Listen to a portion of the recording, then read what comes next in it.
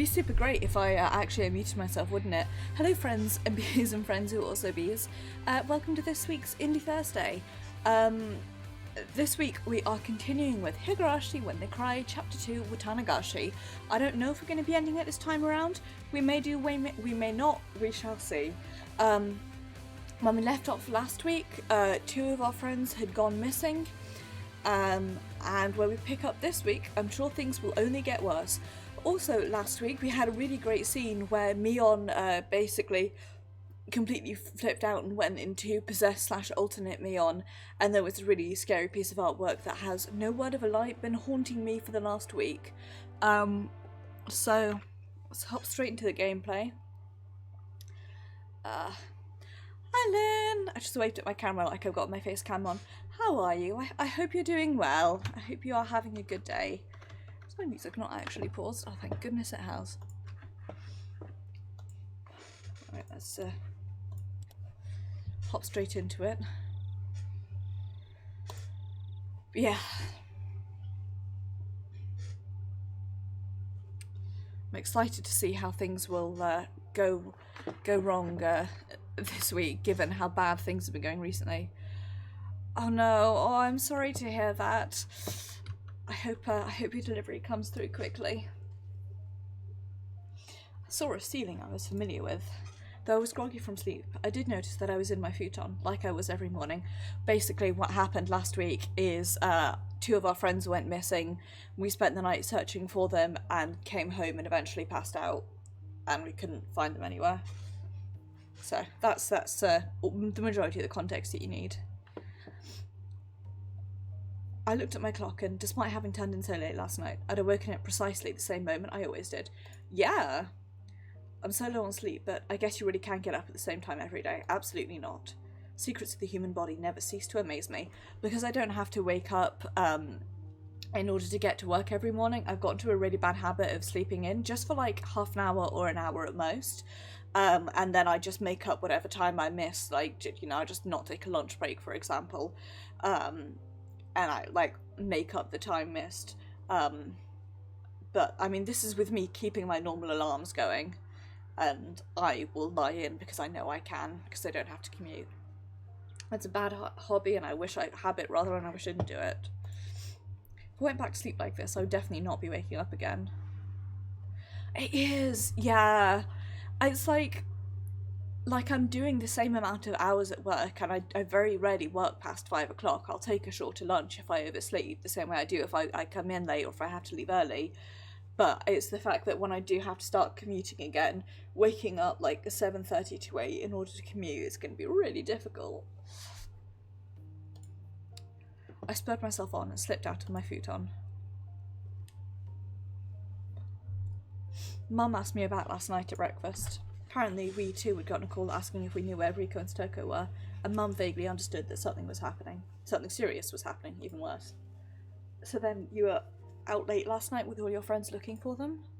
Until about 3, I think. Yeah. Did you find them? Rico and Stoko, I mean. Crunch. I wearily bit into my toast. It really didn't have any taste. Got an eyelash. It's really annoying. Just then, we heard the chime go ding-dong. I looked up at the clock and saw that it was about 5 minutes past my regular meeting time with Raina. It was her at the door. Good morning. Did you get any sleep? Did you? I think I slept for a few hours. You could probably count them on a chicken's toes, though. What a beautiful phrase. Hi, Pix! Raina seemed pretty sleep-deprived as well. There was something missing from her usual spirit. How are you, Pixie? I hope you're doing well. I hope you're having a good day. I hope you've been taking care of yourself. We are in-game last night. 2 of our friends went missing. We stayed up all night trying to find them. Couldn't, and now we're suffering. Ooh, intriguing. Are you going to school? Yeah, I think it would be better that way, she said, smiling, albeit stiffly. Raina was probably worrying her heart out about those two as well. Even so, she wanted to go to school. If you stay home today, I think you'd just be worrying non-stop and sleeping. That's what I do anyway. I don't want that, so let's go to school together. Alright, wait just a moment, I'll get ready. I was just a little bit happy about Reina mustering that much consideration for me. We went to the place we would usually meet up with Mion, but she was nowhere to be found. We were a little bit late today, so we thought she'd be waiting for us. I guess Mion couldn't make up today, huh? Ah, that's right. For her, it wasn't just yesterday. She was up all night looking for the mayor the night before last, too. Yeah, this is the third person who's gone missing in 2 days. We waited for a bit. Time passed until it got to the point where it was okay for us to go on alone, and we exchanged glances. What do we do? Wait a little longer? At that point, my brain, which had finally been woken up by the morning air, recalled the ominous words Mr. Oishi had left me with last night. The leaders of the 3 families were disappearing one after the other, and next it might be the Sonozaki's leader. Could Mion have... No, that couldn't be. Let's go. Let us leave for today. Reina gave me a pat on the back. That's the other thing that I forgot, is we got driven home by a policeman who was really weird and creepy, unlike in the first one where he was pretty chill and seemed to be trying to help us, and this one he's really off-putting. Mion, she's still here, right? Did you say something? Oh, nothing, just talking to myself. Let's get moving. The 2 of us headed to school by ourselves. On the way, we saw a bunch of our classmates accompanied by their parents. It even looked like some of them were being taken to school by car. Well, wouldn't you? 2 little girls go missing? Surprisingly, the principal was also standing watch at the school gate. I'd never seen that before. Good morning. Good morning. Principal was bowing to our classmates' guardians. Wooden sword leaning next to him was a little ominous. Mebara, good morning. Ryugu, good morning. Good morning. Your teacher has something important to say, so head straight to the classroom, alright? Reina and I said nothing. The madness that only existed at night had finally crawled out into the sunlight. That's what it felt like. Madness, alright. Good morning, everyone. The hushed conversations that had been spreading for a while now all disappeared like an illusion the moment our teacher walked in the door. Silence dominated the classroom. The principal came in with our teacher as well. This was clearly not a normal morning, obviously. First, the principal has something important to tell everyone. Forgot what voice I gave Shie, so she gets my normal voice. Go ahead, Mr. Principal. Principal cleared his throat and approached the day. I'm sure some of you already know this. Classroom was dead silent. Everyone was staring at Rika and Satoko's empty seats. The principal briefly and simply declared that Rika and Satoko had gone missing. There wasn't a single person in the classroom who didn't already know. There seemed to be many, however, who couldn't accept it as the truth. It had been confirmed to them now by the principal's words. There were sobs throughout the classroom, and I heard a kid crying. They steadily spread throughout the whole room. The big-hearted principal wasn't able to keep his cool either. Okay, everyone, pay attention. From today on, your parents or guardians will be taking you to school. For those of you whose parents can't do so, you'll be coming here in groups. I made a handout, so read it carefully and be sure to show it to your parents. Understand? The teacher's voice was a little abrasive. Not even she could conceal the strain she felt from this unprecedented, abnormal situation.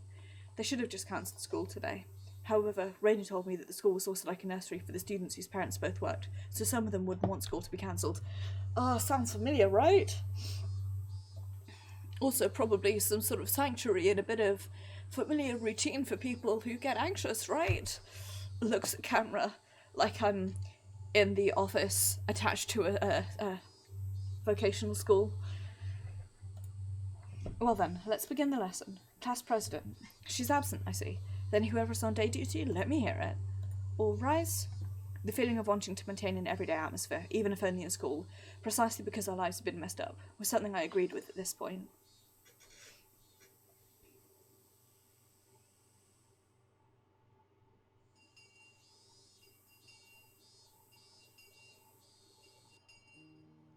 As for the teacher, who always had a lunch in the staff lounge, she ate in the classroom today.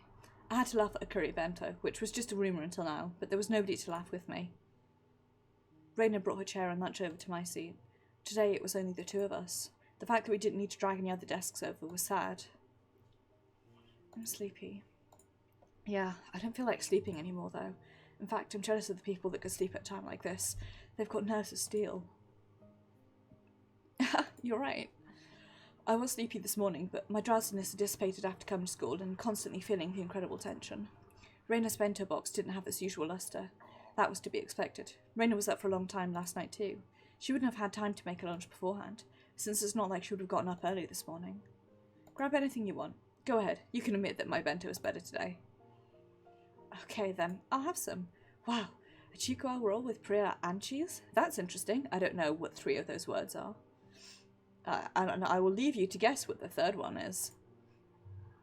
Raina, yours might have ready-made food in it, but it's pretty good too. I realised the 2 of us were desperately trying to brighten the afternoon mood to its usual level as much as we could. I looked around at the classroom, and it seems like we were the only ones trying to do so, surrounded as we were by gloominess. Just the 2 of us sharing our lunches like this. Sort of like something. Ha. Our laughter grew quieter. I was the first one to mess up. Sorry. I'm sorry. No, it's okay. It's not your fault. Our chopsticks both stopped moving. We couldn't keep it up anymore. Rika, Stoko, I wonder where they went. Those words might have sounded too miserable. Everyone was thinking it, using roundabout ways to address the topic, but I came right out and said it. I heard Raina catch her breath. Yesterday, while you were gone, I heard a bunch of things, so I'll tell you what I know, okay? Sorry again about last night. Don't. On the one hand, completely likely. On the other hand, this isn't DDLC. Sorry again about last night. Go ahead. At that time, since they'd arrived for support, Raina was helping the Ladies' Society cook the miso soup we'd had. They reported all the information the villagers had gathered, and Raina said she'd overheard it. They didn't know anything important, though, did they? Rika and Stoko went home after school and then apparently went somewhere on their bikes, but other than that, Miyano told me yesterday. We had no clues. Yeah, the police also said they probably went out on their bikes to go play somewhere as soon as they got home. If they were going out to play somewhere on the bikes right after getting home, then they might have gone into town. So I guess they concluded they disappeared while in Okonomiya. The police were saying how they were going to expand their search to Okonomiya in the morning. It seems odd to me. In town. It makes sense why we couldn't find them even though we searched all of Hinamizawa. Goodness me, Pix! That's a lot of subscribers. That's a lot of nuts. Ooh, God, the passage of time goes fast, doesn't it? Seeing as I won't be streaming tomorrow, Pixie, thank you for the resub. Oh, goodness me. Time, it goes too quickly. It'll make sense we couldn't find them even though we searched all of Hinamizawa then. My response exactly, Lynn. Still, something didn't fit. I had no basis for thinking that. Just a gut feeling. Me too, buddy. Revealed something to Rika that was likely very important to her that day. Then Rika told me to leave it to her. And then, what did she say? Alright, if she didn't work hard, then something bad might happen to the dog too, I think. With all the talk of dogs and cats, I still didn't have the faintest idea what she meant, but it might have been Rika's way of saying this was a race against time. Damn it. I selfishly pushed my anxiety on Rika and tried to run away. When I thought about it, I shouldn't have run back then. I should have asked her more about the dogs and cats. The more I think back on it, I really screwed up. Anyway, I don't think Rika was in a situation where she just got off to play somewhere.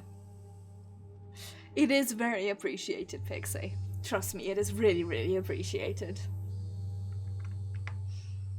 Of course, I didn't have any evidence or conviction to base that on. It was just a hunch that they wouldn't have left school to go play. I don't think she'd go into town. Also thinking about it, the only time we've ever seen Rika or Stoko in town was when we all went to the toy shop together, so unless they were going there, I don't know. You think so too, Keiichi? I agree. Rika and Stoko must have disappeared in Hinamizawa.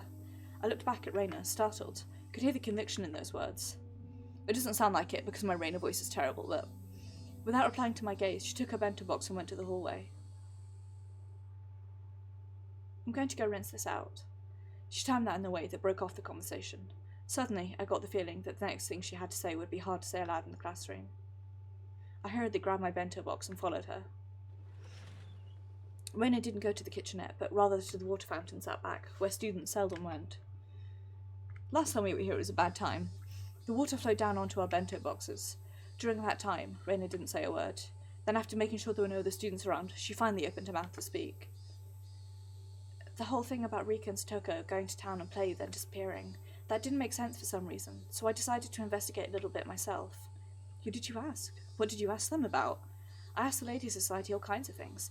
There was a lot of tofu in the miso soup yesterday, remember? The old lady from the Tomita tofu shop came too. Tomita tofu shop? Oh, I remember. That was one of the stores on the road leading to the hospital. Those huge lumps of tofu dancing in the bathtub-like cistern always looked nice and refreshing. I actually, here's a fun fact for you, don't like tofu, and I think it's because I've only ever had it not done well. I think I would like it if I had it... I would like it if I had the ability to cook it better, but the only tofu I can get here is like silky tofu that basically just falls to pieces. I'm not very good at cooking it, basically. I tried to go pescatarian for a month and decided that A, it didn't help my GI issues in the slightest, and B, I didn't really like it that much.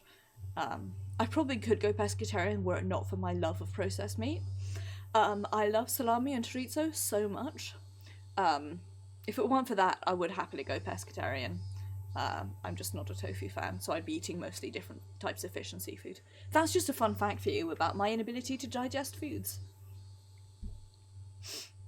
The old lady says she remembers Toko stopping to buy tofu there on her way home from school. Tofu? Well, it's on the way home, right? How's that a clue? Just listen. Do you remember when we went to Rika's house? Reina stepped away from the sinks and spread her arms wide to recreate the space of Rika's room. There was a pot in her gas cooker, and there was miso soup in it. I think there was probably about half of it inside. The rest was in the refrigerator. They must have been planning to make chilled tofu. It was on a plate in plastic wrap. As Reina explained, she walked around, as if she were really going through Rika's room. Still, Reina, why does this matter?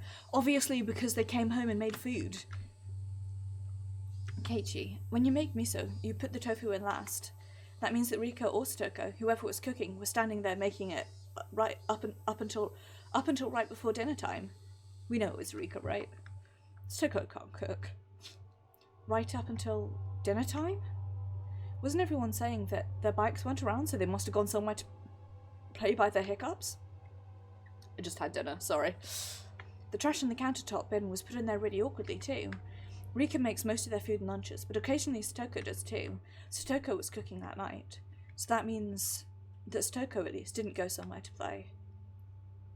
She was preparing dinner? Obviously. Yeah, then I took a look at the rice cooker and there was rice for two still in there. So she made dinner for both of them, but neither of them ate it. Is that it? Reina nodded. So next I looked in the fridge. There was some chilled tofu made from the other half that they bought. That's not all either. There were a whole bunch of plates with side dishes for dinner, and all of them were in plastic wrap. Usually plastic wrap things you have leftovers for the next day. My mum does it all the time too, using them in breakfast or lunch. That's right. You use plastic wrap to save leftovers for later, so the fact that they were in the fridge means they didn't plan on eating them that night, at least. Is that what it means? Keiichi, think a little harder. The dinner was totally untouched and wrapped up. What do you think that means? Well, it means they didn't need to eat dinner anymore, so they would have gone out to eat or order takeout. Must have been really sudden too. If they decided to do that beforehand, they wouldn't have made anything, but there was dinner for the two of them. Means that when Satoko was making the dinner, they really thought they were going to eat it until right before they didn't. So then, the theory about the two of them going out to play and then disappearing is wrong? Yep, they disappeared after making dinner and right before they ate it. Probably around 7 o'clock. Where would they have gone at a time like that by themselves without eating? That's obviously where this is leading. Keiichi, do you remember? On the fold-out table, there were things like soy sauce and a chopstick holder. There might have been something like that. I didn't remember. The container for the soy sauce, it was empty. There wasn't even a drop left.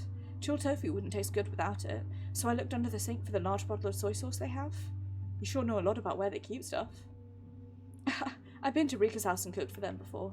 Reina cleared her throat, her face returning to a serious expression. Reina's a proper little detective, isn't she? Then when I opened the cabinet, the big bottle of soy sauce wasn't there at all. It wasn't there? What does that mean? Everything I'm going to say from here on is just Reina's idea, so please listen till the end without saying anything. You tell him, Reina. You fucking tell him to show up. Last night, Stoko was making dinner just like normal.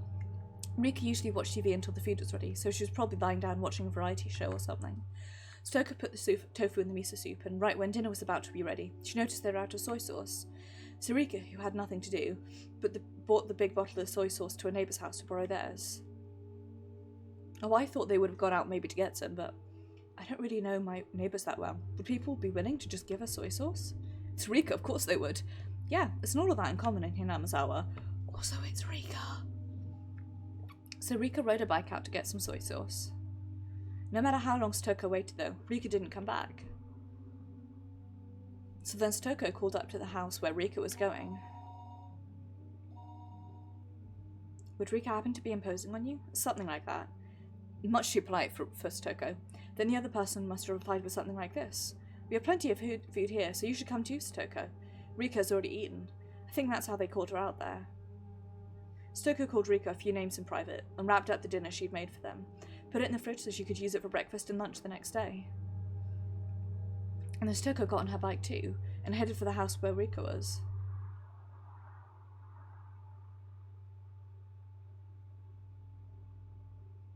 Okay, but this is already pretty strange. You don't normally make so much food that you can give it to people who suddenly arrived at your house. A veteran housewife would never normally make so much food that she could feed 2 extra people. Could it have just been a coincidence that they made too much? It's still unthinkable. Reina flatly denied me. Since Rika knew that Stoko had worked really hard to make dinner for them, didn't she? No matter what kind of food she was offered, she wouldn't let Stoko's dinner go to waste. It was only circumstantial evidence and Reina's guesswork. Even so, it was all extremely convincing. Honestly, I've never seen this expression of Reina's, so... It's cute. I like these sprites the most, though. They're apparently the PS3 sprites, and I think they're the cutest. It was the only ray of hope we had to topple the situation, bereft of clues. Then, Reina, where did Rika go to get soy sauce? That was the heart of it. It would have to be somewhere she'd be comfortable with asking for soy sauce, and somewhere Stoko wouldn't think it suspicious that she'd been invited for dinner. So who was it? Reina slowly shook her head. That's all for Reina's guesses. These are all just ideas, okay? Keep them a secret from the police. What is there to hide? Even if only half of what you say is right, there should be a good clue for all this. Keiichi, this all means suspecting someone from Hinamazawa. We can't suspect anyone without a really good reason. I saw a few girls coming over to rinse out the bento boxes. Reina cut the conversation short there and returned to the classroom. I stayed there alone, my body bathed in the lively voice of the cicadas. Let's think about this. In my own way. Reina had barely information to go on, and yet she'd reason out that much, so there should be something that only I, who knew far more than Reina did, could deduce. Mr. Oishi said this last night too, but the incident was definitely occurring within Hinamazawa. Reina might not have wanted to believe it, but it's basically a given that the culprit is someone from the village. Wonder if they're saying that Okonomiya in order to throw the Hinamazawans off. The trigger for everything was when the 4 of us trespassed in the forbidden storehouse. Somebody saw us going there. For the culprits, breaking the taboo was a crime punishable by death. So that night, Tomitake and Takano were sacrificed. There were 2 left. Shion and myself. However, before the culprits bore their fangs on Shion and I, they went to the mayor, to whom Shion had confessed her sin. Next, they went to Rika, to whom I'd confessed my sin. Then what about Stoko? Just a stray bullet? By itself, Rika being sacrificed after I told her everything was mortifying. But Stoko, who was sacrificed for no reason, wasn't that all but the more regrettable? An interesting, no, actually I'll wait for this. Everything was my fault. Who would be the next to disappear? Would it be Shion and I next time? Why weren't the culprits going for Shion and me right away, though? If they had enough power to erase the mayor and Rika, then why not just get rid of Shion and me? If they weren't for us, well, I wouldn't like it, but I could still tolerate it. What I couldn't forget was them getting rid of those we'd confessed to. Now that I think of it, yesterday, Shion said something alarming. She felt like someone was watching her. So then was someone watching me as well? Strangely though, I hadn't felt anything like that until now. Even though I'm the root cause of everything, I never once had that impression. Maybe that was simply because Shion was more cautious than me and I was just careless? That's another story though. Let's get back on track. Why weren't the culprits going after Shion and me? I felt like that's where the key to this lay. Could it be... was I making a big assumption that I shouldn't have been? I thought and thought, but couldn't come up with an answer. The one thing I understood was that I was a concerned party to this case, and that I had a duty to watch over it until everything got resolved. Thinking about it, so one presumes if Tomitake and Takano were killed, then we would be vanished, machi. And Shion mentioned that the punishment for us would be that the people we cared about would disappear. Personally, the way I think about it is I think Keiichi is centering this too much on himself, and that he's not actually the center of it this time around. I could very well be wrong here, but that's just my suspicion. Because the other thing, thinking about if one was to allocate blame for breaking into the storehouse, and I suppose it's a personal decision, but you have Tomitake, who actually broke into the storehouse. He did the physical breaking and entering. And then you have Takano, who was the reason we broke in, because she wanted to look into it. And Shion and Keiichi basically went along for the ride. And whether that's better or worse, I think really depends on how you feel.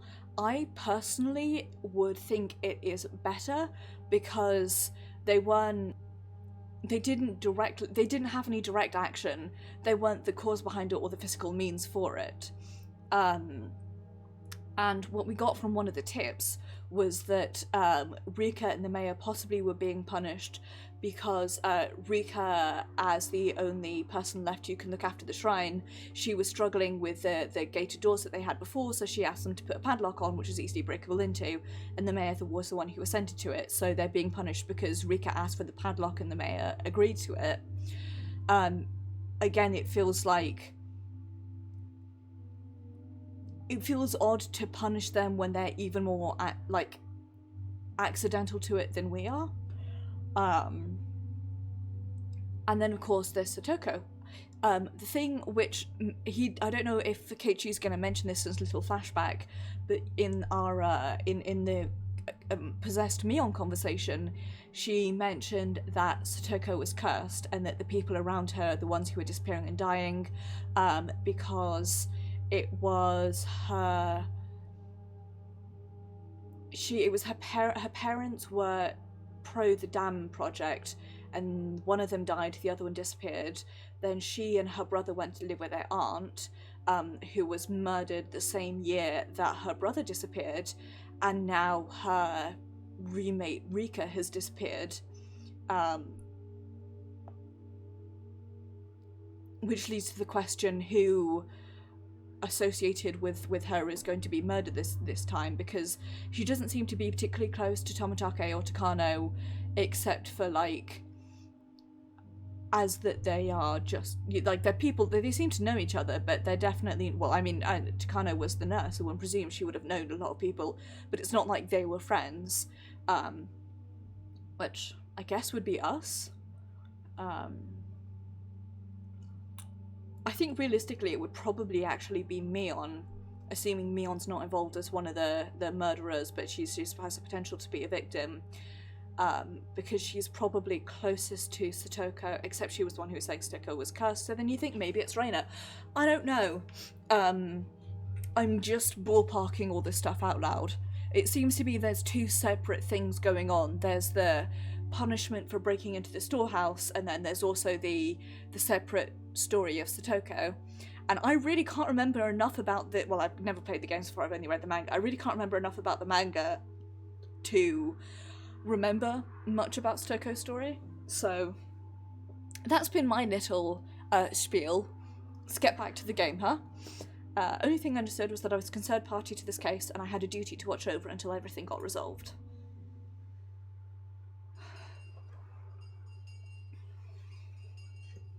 I heard the ring of the bell declaring the end of lunch break.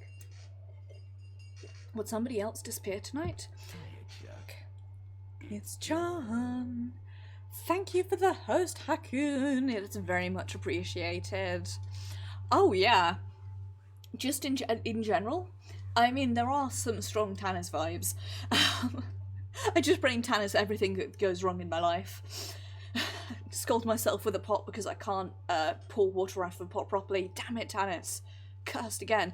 Actually, fun fact, Lynn, I don't know if you've seen it, because I've been I don't know where, I can't remember now where I haven't put it. This September I'm going back to college, and it will be in the Pacific Northwest, and you best believe I'm going to re-listen to Tannis and get really freaked out. It's just a fun fact. Would somebody else disappear tonight? If nobody else did, then I wanted them to get rid of me tonight for sure, and then put an end to all this. Shion's hysterical voice on the phone last night came back to mind. They planned to murder those close to us first, make us as miserable as possible, and only then would they kill us. Mibara, lunch break is over. Go back to the classroom. At the principal's urging, I returned to the classroom, which was quiet as the streets at night.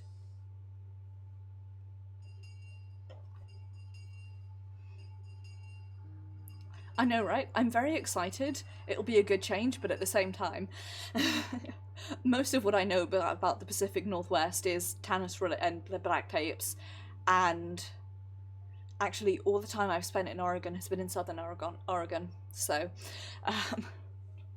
California's hat. A lot of parents picking up their children after school. It was just like kindergarten. The students whose parents didn't come went home as a group.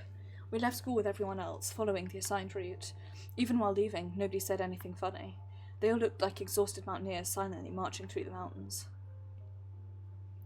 As we went, one left, and then another, and in the end it was just Raina and I. I was supposed to escort Raina all the way to a house, but she declined. Yeah, my mum is Californian, as is the better half of my family, so... spent a lot of time in San Francisco and up in the mountains, and good times. I miss California. I miss my mum's family as well. I was supposed to escort Raina all the way to her house, but she declined. Will you be alright? It's not safe to go alone. It would be just as dangerous for you to go home by yourself after bringing me back, Keiichi. It's still light out anyway. I'll be fine. I see. Don't say things like this, Raina! I mean, I don't know if I don't know when I next will be, but absolutely. I see. Then be careful, okay? Yeah. Uh-huh. Isn't that a policeman? Raina pointed towards my house. There was a car stopped in front of it. From out that car came Mr. Oishi. He must have been waiting for my return to ambush me. Mr. Oishi started walking over, wearing that annoying grin. Oishi is really unnerving in this one. Raina, you should go. If you get involved with him, you'll be here for hours. But what do the police want with you? Raina's a good person. Even when I made a fuss over Rika's disappearance, she never asked me why I did. She could have been suspecting me ever since then, and that would have been okay. Even so, she still hadn't asked me anything. She didn't try and pressure me into revealing the truth. I'm not the culprit. Exactly what a culprit would say. I know that. That said, I can't say that I'm totally uninvolved with this incident. Raina simply listened, smiling like she always did. Even though I'd insinuated I was related to the incident, she didn't look at me as though she were looking at something dirty. I'll tell you next time. Okay, I'm looking forward to it. Get going then. Raina gave me a slight bow and trotted away, leaving me alone with Mr. Oishi, who walked over. Hello? Welcome home, Mibara. Hello. It looks like your parents aren't here. My, was I in a bit of a spot? Came all the way to my house? Could only thank my good fortune that my parents were absent. Since neither of them was around at this hour, they'd probably be back late. I think Dad got called out on business. I don't think he'll be back until later. I see. Well, that's convenient, I suppose. We can do this without giving your parents any strange ideas. Don't say things like that. Mr. Oishi pushed my back, prompting me to walk. Seemed like he wanted me to get in the car. Are you taking me to the police station? I wasn't the culprit, but I was the cause of everything. Wouldn't be weird if you wanted to investigate me. Kind of gave me a resigned feeling. No, I just don't want to stand around talking. We can just talk in the car, that's all. Come now, don't be shy. He opened the back door and urged me inside. If I got in, I wouldn't have a very easy time getting out. If I said no, however, then this man might really handcuff me and take me away. I couldn't refuse. I could only accept in good grace. Pardon me. Ugh. The inside of the car had been cooled too much by the air conditioner, and there was a rusty smell coming from the filter, which must have been cleared only rarely. Oh, was it too cold? I'll turn the car off. I turned off the engine, it suddenly became quiet again, and the voices of the Higurashi, with all their cool loneliness, snuck inside. sounded to me like a chorus of voices, lamenting my exorbitant punishment for having harboured such foolish curiosity. For a few moments, while I listened to those voices, I myself lamented the days that had been twisted and distorted since that night. Mr. Oishi, as if waiting for me to voluntarily begin talking, lit a cigarette and listened to the Higurashi. The silence became deafening, and I was the one who faltered first. How was the investigation going? The investigation? Of what? There have been so many. What do you mean? All of them. Well, all right then. They're officially secret investigations. We're under a media blackout, but I'll let you in on them. Then, shall we start from the first incident? The freak deaths of Tomitake and Takano on the night of Watanagashi. On this one, embarrassingly enough, we haven't made any progress at all. First of all, Tomitake. There are indications on his body that he was assaulted by a group of people, but we have no explanation for him clawing out his own throat and dying. We suspect an overdose from a stimulant or something, but we didn't detect anything. What about Takano? The same, we're in the dark. Autopsies for those who were burned to death are real tough. We believe she was doused in gasoline after she was strangled. Just for reference for the investigative techniques here, this game I believe is set in the 70s or 80s, so we're in like the classic age of American true crime, as horrible a sentence as that is to say. So just for reference of what the investigative techniques are like at this point. I believe she was doused in gasoline after she was strangled. That one falls under the neighbouring prefecture's police department. They haven't been very cooperative, even though it happened in our territory. Oh, that's not really relevant though. So the police didn't know anything other than the fact that the victims died inexplicably. Nonetheless, the times when the incidents occurred had been generally placed right after the festival ended. Reminds me oddly of East Isle Woman, actually. It's a bit uncertain in Takano's case, but the likely prospect is that she was murdered at about the same time as Tomitake, then dumped in the mountains. Why would they bring a dead body all the way to the mountains? They should have just brought Tomitake out there too. Oh my, Maebara, you're quite sharp, you know that? Of course, I do believe that is something we need to be attentive of. There are a bunch of other suspicious things, but that's about all I can tell you at this point. How about the mayor? Have there been any clues? Having exhausted that topic, I changed the subject. Otherwise, he might turn the conversation on me. We investigated his movements on the day he disappeared. We didn't find anything that could provide any clues, but I'll tell you about it anyway. The mayor, Kichiro Kimiyoshi. Apparently, he was suffering from severe hemorrhoids. People who've lived a long time have an unusual amount of pride, so the mayor hadn't been telling anyone that he was going to a proctologist at a certain university hospital in Shishibune. On the day he disappeared, he had an appointment for a checkup, so he went out first thing in the morning. Even I knew that big hospitals, like university hospitals, had a really long waiting time. Apparently, people get 9 hours beforehand, even if they had an appointment. His exam ended at 1 p.m. After that, he ate a light meal in the hospital restaurant and passed the time reading a magazine. We know this because of a receipt we found in his wallet at his house. There was nothing suspicious at all about that. That day, he planned to go to a meeting in the assembly hall in the evening. He was supposed to return home with plenty of time to spare, but while he was on the train coming back, there was an accident.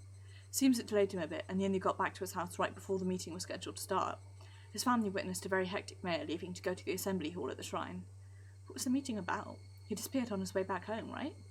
The 3 families and the essential members of the town assembly were at the meeting. We think they were discussing how to deal with the serial freak death incidents that happened again this year. So then on his way home, the old man who treated Shion like his own daughter. He was a dependable person who would encourage Shion whenever she felt pressured by anxiety, and yet Shion's painful voice struck me right in the heart. Huh. What's the matter? I was taken aback by how strange my own voice sounded. What was it that just surprised me?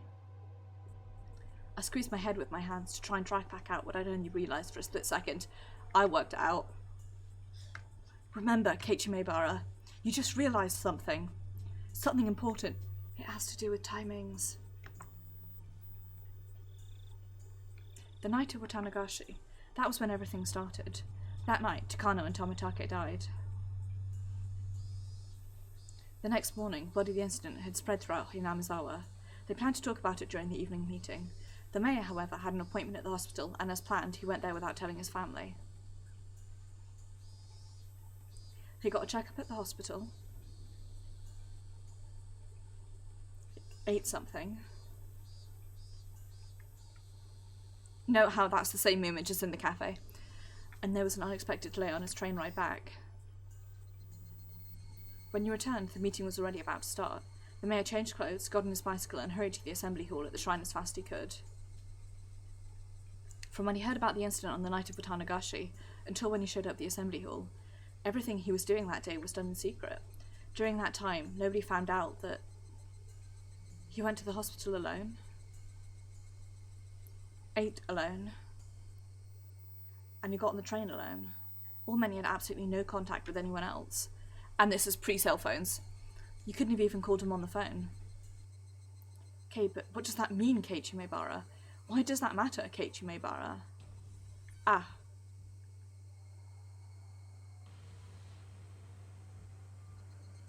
Keiichi, what should I do? What's wrong? Tell me. We're not keeping secrets from each other, right? Old man Kimiyoshi, I told him everything. I told him everything. I told old man Kimiyoshi everything. That night, I told the mayor that we snuck into the ritual storehouse, and that someone saw us and was out to get us. Right, what then? Old man Kimiyoshi didn't get angry. He smiled, then told me that I was properly sorry about it. There was no way I'd be demoned away. He was really smiling and told me to leave it to him. Ugh. So unless she was at the meeting, despite living in, I've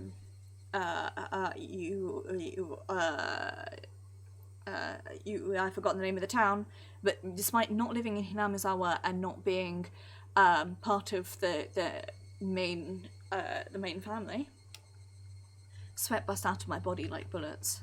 They became one long strand and slid down from my forehead to my nose and fell. So then, what does it mean? Hey, Keiichi Maebara, no more playing dumb. When did she tell him? Shion said she learned of the incident from a phone call her father had made that morning. The mayor had left the house first thing in the morning for his appointment at the hospital. He didn't tell anybody where he was going. Nobody knew about him going to the university hospital. Furthermore, his train ride back to his house was delayed by an accident. As soon as he got home, he rushed out to the assembly hall.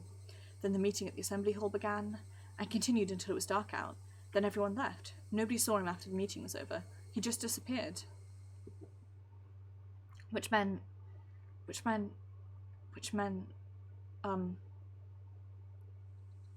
Maebara, are you alright? If you're too hot, I can turn on the air conditioner. Another part of me was messing with my thoughts, demanding that I didn't think any further than that. My head was pounding violently, and the fluids packed inside it, all blended together until nothing made sense. This is just my daily life. It was just about to settle, yet it had been smashed and melted in the blink of an eye, no longer able to retain its shape. Maebara, are you in there? Yeah. Mr. Oishi lit yet another cigarette. There was another cigarette butt placed in the ashtray. Was it displaying the passage of time? Had my thoughts been frozen over for that long? I've tried to tell you everything I know. In return, feel free to tell me anything you want, Maebara. My mind had become a gigantic oozing mess. My brain felt like it had totally been minced by the blades of a blender, and I couldn't think. Now, don't clam up again. If there are any misunderstandings, I'd like to clear them up first. I don't think you're the culprit here or anything. Mr. Oishi gave his best attempt at an adult smile. I know the four of you snuck into the ritual storehouse that night. Everyone in the village heard rumours about it by the next day. That in itself means we should take you in for trespass, but that isn't the problem. It's what was inside. What was inside that made the people who snuck in there end up as sacrifices? There wasn't anything. As soon as I said it, I regretted confirming my presence there, but I knew it didn't matter anymore. Was there really nothing in there? I mean, everyone who went inside is being sacrificed one by one, you know? Even the mayor and Rika, who stitched the lock on the door, was sacrificed. What was inside that could have caused such terrible things to happen? I was far too tired of keeping quiet about this. Perhaps that was Mr. Oishi's goal all along, but again, that didn't matter anymore. They were just a lot of torture devices that were used a long time ago. I looked around at them with everyone. Was that really all? That was really all. There was nothing terrible in there that would make you keep silent, like a pile of psychoactive drugs. Maybe a secret poppy workshop? Perhaps there were mountains of Soviet or Chinese handguns. There weren't any suspicious wooden boxes or containers packed in there. Nothing as exaggerated as what Mr. Oishi was hoping for, but I felt like in a way there were plenty of terrible things hidden in there. From the perspective of someone who viewed the storehouse as sacred, whether or not I thought I had seen some crazy things didn't matter in the slightest.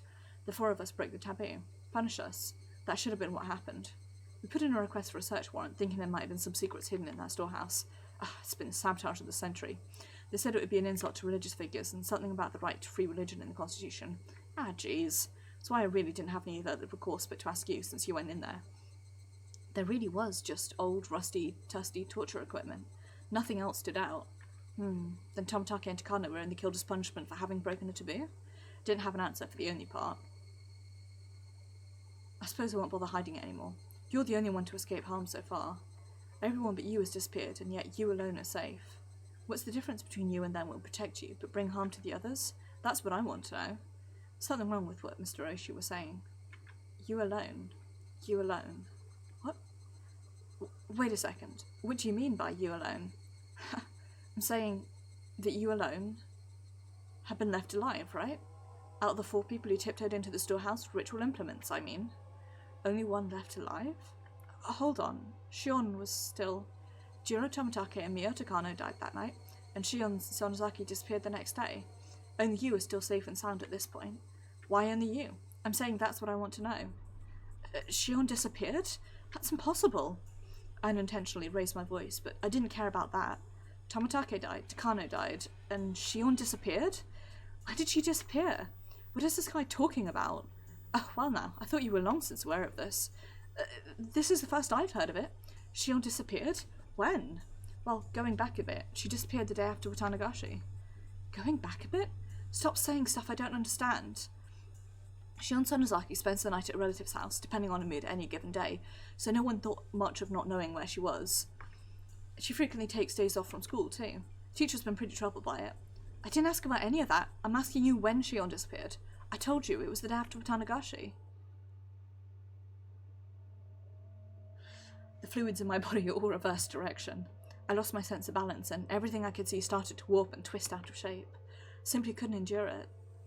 Hang on. Shion had already disappeared? Then, that night, that call, that phone call, who was that? She called me every night. She encouraged me. We vowed that we'd do our best to live on and not be erased. Yes, that should have been a phone call with Shion. Should have been a phone call with Shion. She took breaks from class like it was nothing, and her family wouldn't listen when I told them, so I didn't bother calling the school in the end. So it ended up taking quite a while before we realised she disappeared. I felt stabbing pain, like needles were being pushed into every pore of my body. Needles, eh? Waggles eyebrows. It started on my back and began spreading throughout the rest of me. When it had completely covered the surface of my skin, it began to worm its way inside my stomach as well. Don't you remember? We talked at the library the day after Watanagashi. Shion was there then. That was the last we saw of her. No one knows where she's been since. That can't be. That day, Mr. Oishi had only caught me, and Shion bantered away, lying that she needed to go to work. Didn't she call me that night? Her job was at a restaurant called Angel Mall, right? She hasn't been there since that day. She's been completely absent ever since. The person at the restaurant couldn't get in touch with her. He was really worried. Can't be. That's only circumstantial evidence, but after she left us at the library, but before she made it to work, I think it's appropriate to consider her having disappeared at that time. Right after Shion ran away without me? Seems you didn't know. Maybe if you'd said something earlier, this would have gone more quickly. Now you understand, right? You're the only one left. You're the only survivor of the 4 who slipped into the ritual storehouse. Couldn't be. Just couldn't be. If something else happens, it would happen to you. I need you to understand that, Maebara. So let me get the timeline right in my head. So there's Watanagashi. We break into the storehouse. Then that night, Takano and Tomitake disappear. The next day, we go into town with Shion,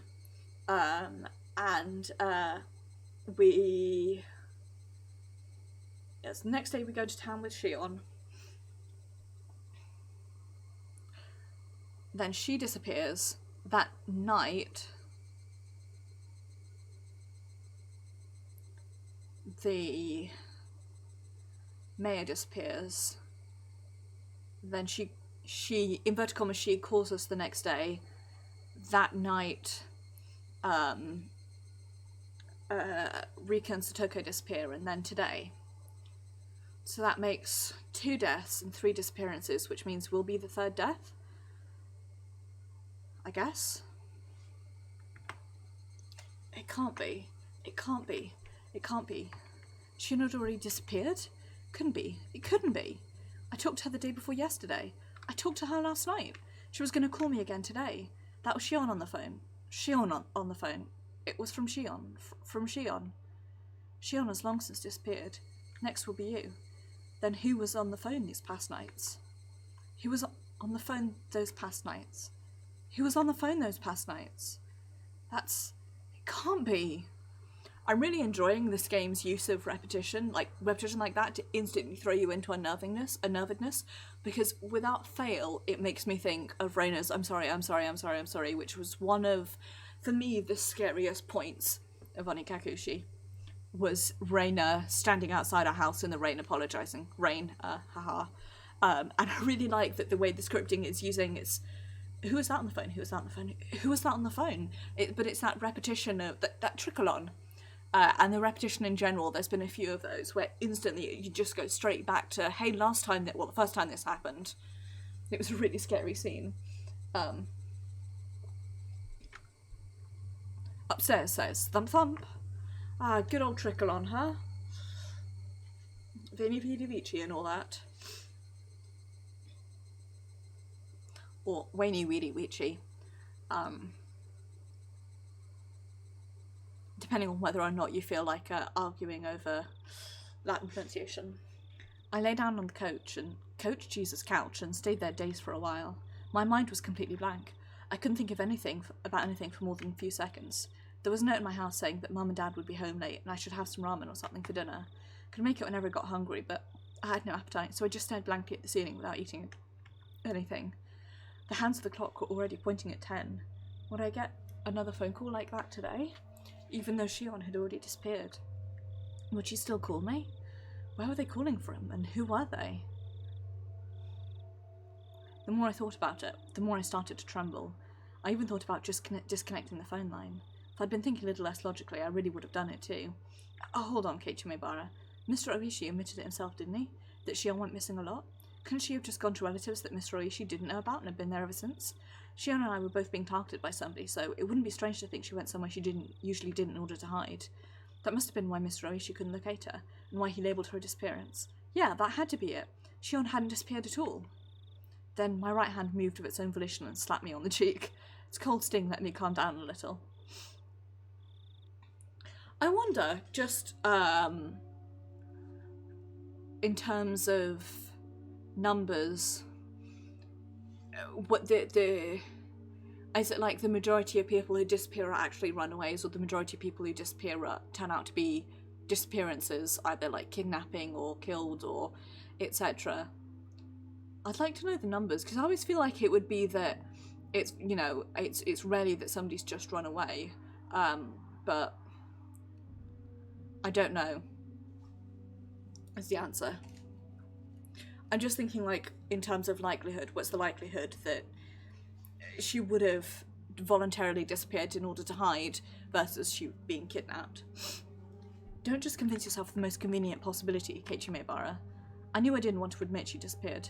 Admitting it would mean that something terrifying was definitely happening. Something terrifying is happening regardless. I just needed to figure out whether Shion was the one on the phone or not. Would I ask her if she was actually Shion? Seemed like an incredibly absurd thing to do. Still, don't run from this, Keiichi. If the person on the other end still believed that I thought she was Shion, then that gave me a tiny advantage. Casually, completely casually, I would just listen to what she had to say and fend her off. I would tear the skin off the monster. It would definitely be really scary for me. Whether it's the last survival of the people who went into the storehouse that night, this was my duty to perform. Still then, who would call me and pretend to be Shion? Only one person, matey boy. I may have only heard her over the phone, but her voice shouldn't be that easy to replicate. That was definitely Shion's voice. Sounded just like her. Could have only been Shion. There was someone though, wasn't there? Someone who sounded just like Shion. Mion. Who else could have done this? At this point, seriously, after all this time, all those little things that didn't quite make sense about Mion until now overwhelmed my mind. Like being questioned about sneaking into the ritual storehouse, and how she shook the ladder while spouting curses. He really is.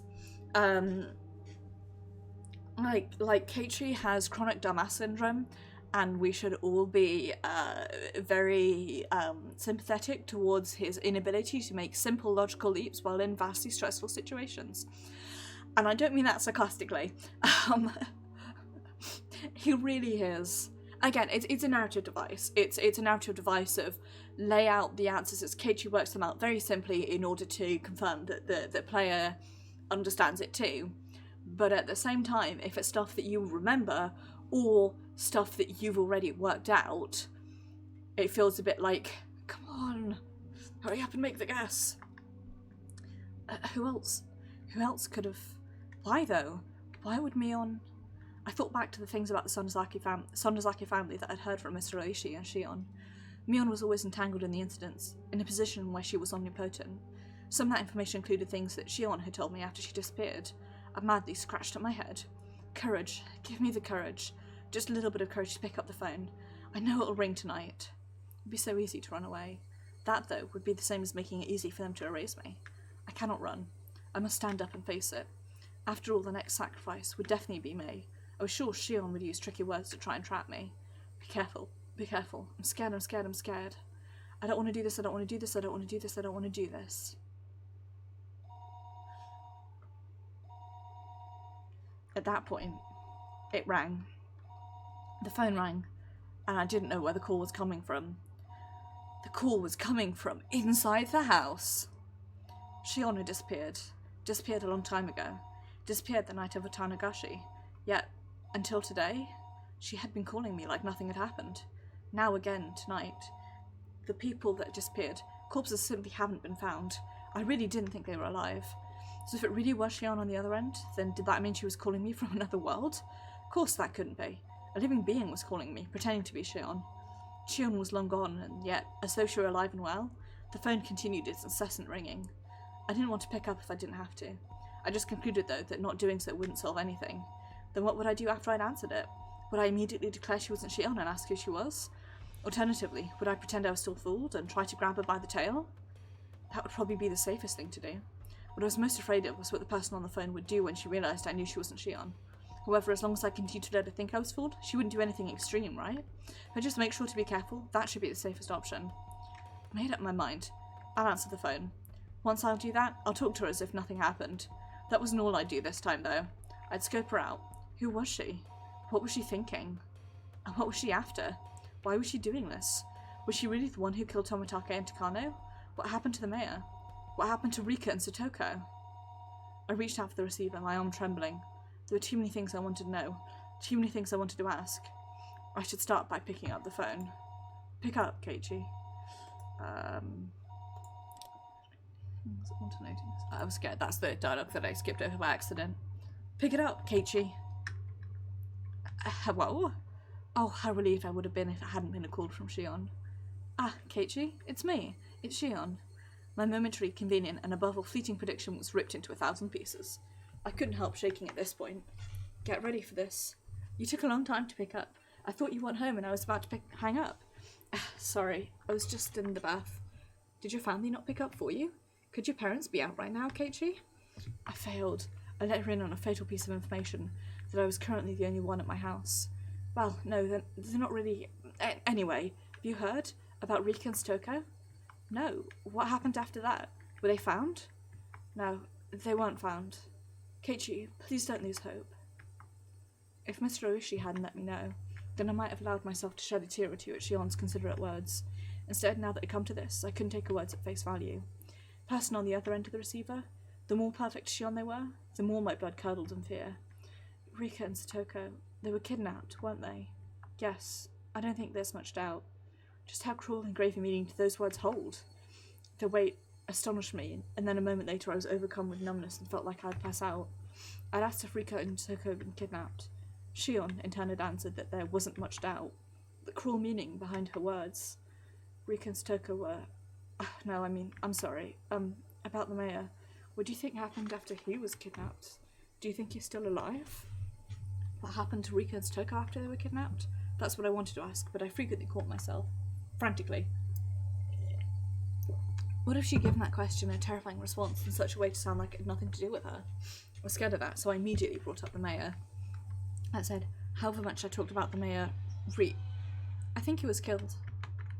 Hey, wait, that was quick. I think it must be really hard to kidnap someone and keep them like they are. As long as they're not hostages, it would be most practical to kill them once you were done with them.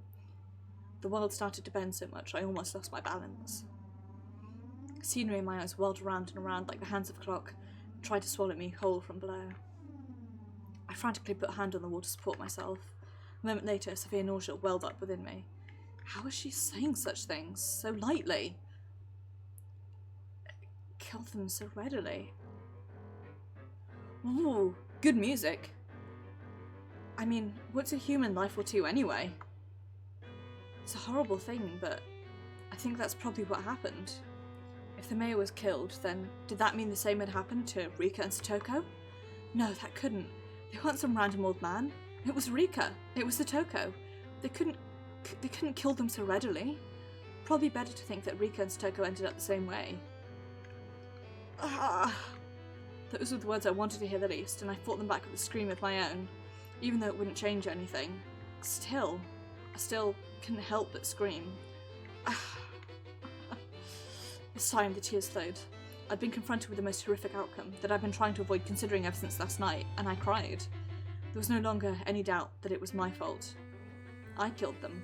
I killed Rika and Toko. I succumbed to the weakness of my own heart and confessed everything to Rika. That's why they were killed. It meant I killed them. When Rika looked at me with those innocent eyes, if only I hadn't given in. Even my voice gave out, and yet still I cried. And cried. Keiichi, please, just try and calm down. Rika and Toko, they've been killed. Couldn't even find their remains. Would never be allowed to even apologise to their faces.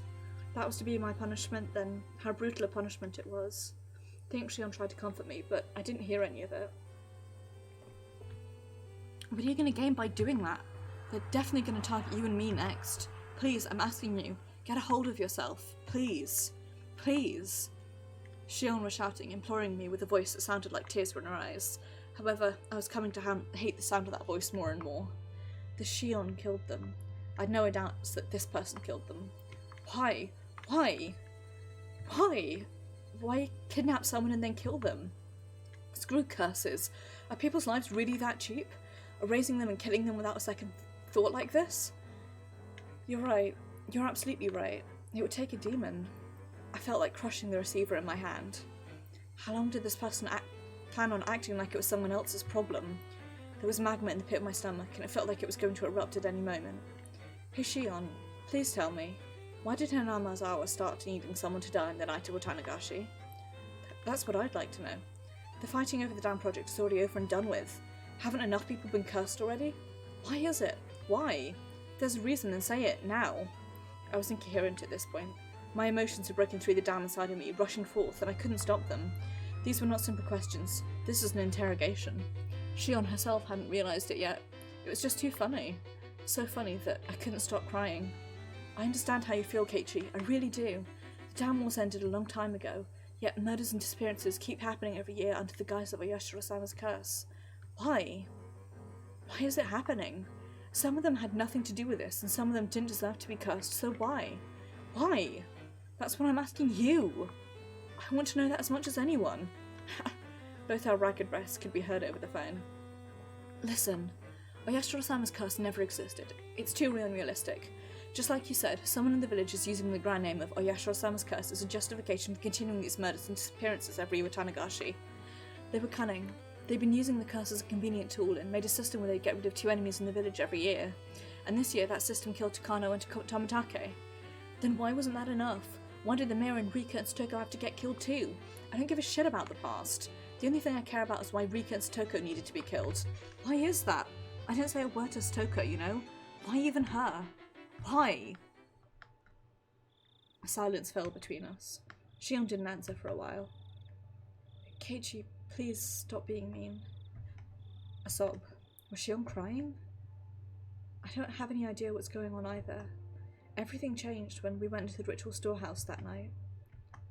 It was the same for me. As I listened to Shion's bitter weeping, I could feel my agitation subsiding. When I heard that Tomitake and Takano had been killed that night, I doubted my ears. Then I realised instantly. I realised what sort of a position I was in now. The 4 of us snuck in there. Keiichi, you and I won't be so conveniently forgiven. When I thought about that, it made my chest so tight. It was so terrifying. You know that feeling, Keiichi, don't you? There was nothing fake about her words. She'd even understood how I felt.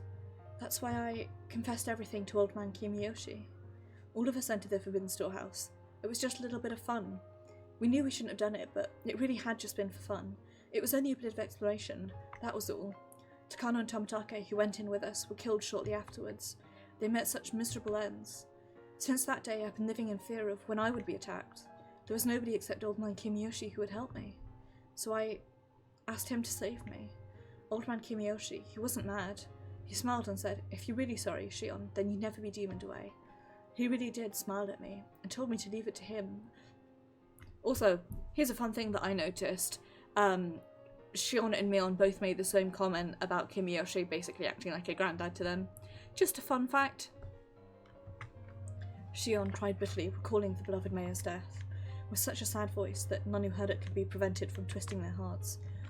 Again, did I let my emotions take over and go off at her? Shion was in the same situation as me. She should have been my one and only comrade. Thump. My heart pounded. My other self, deep within my mind, whispered to me, "Don't forget, Keiichi Maebara. Don't forget about the mayor," on the morning after Watanagashi. He was told of Takano and Tomatake's deaths over the phone and committed to a meeting that evening. He went to a hospital appointment. He didn't tell his family. He'd only made it back just in time for the meeting. He went straight to the assembly hall. That's what Mr. Oishi said.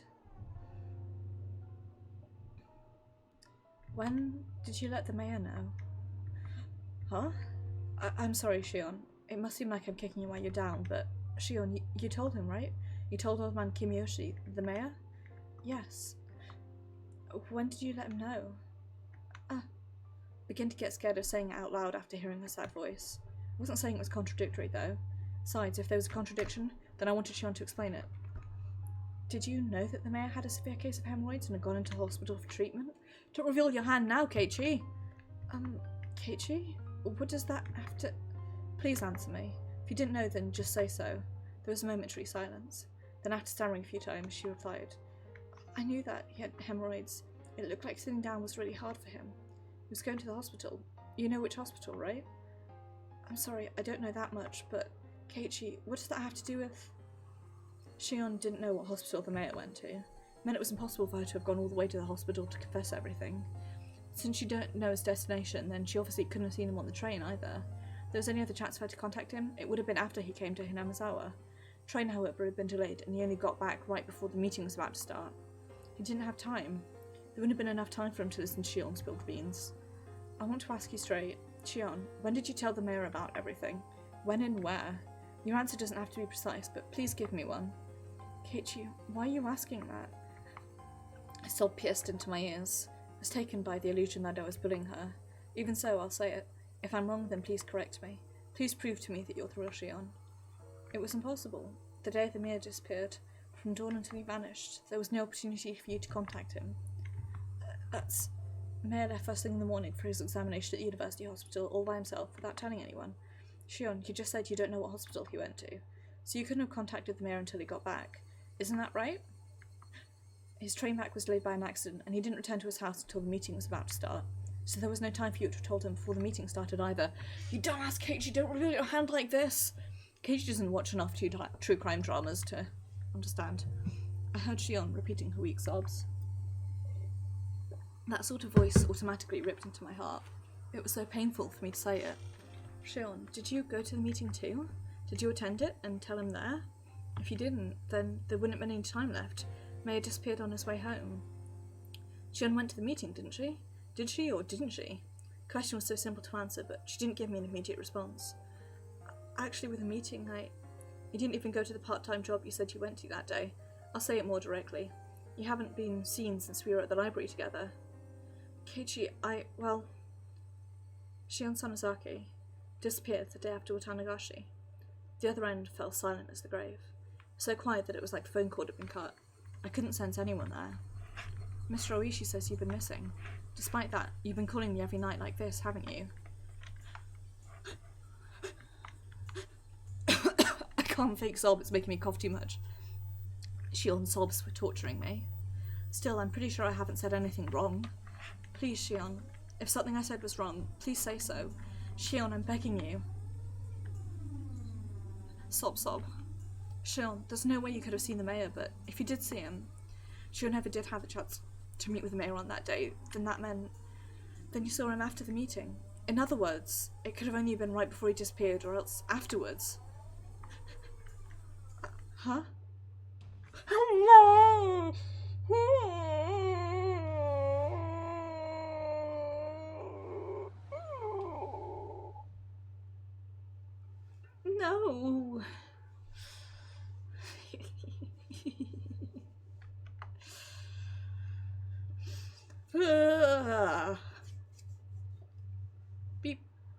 beep. With the dial tone. So a fun fact about this game is that it stores all of the backgrounds as individual images. So you dig around and you can find all of them. And it's terrifying and I hate it. I stood there dazed for a while until I realised she'd hung up on me.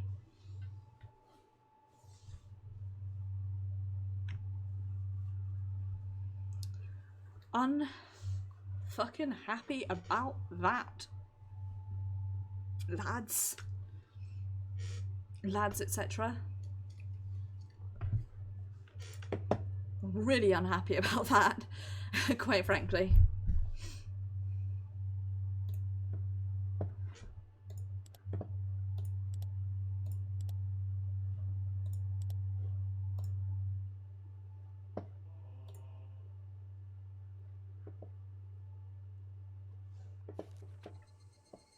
The problem with twins. This is not limited to just Hinamizawa, but in Onigafuchi village especially, the three families detested giving birth to twins as successors. The long-term dictatorship built on the precarious balance of the three families must have feared collapsing under the weight of internal strife from things like family quarrels. According to the literature, if twins were born, then they had to be culled. With that, the very fact that both the Sonozaki family, Mion Sonozaki, and a twin, Shion, are alive is in itself deeply interesting. Perhaps the current leader, Oryu, is sympathetic? Of course, the twins are not cared for equally, and as the heir, Mion received special treatment.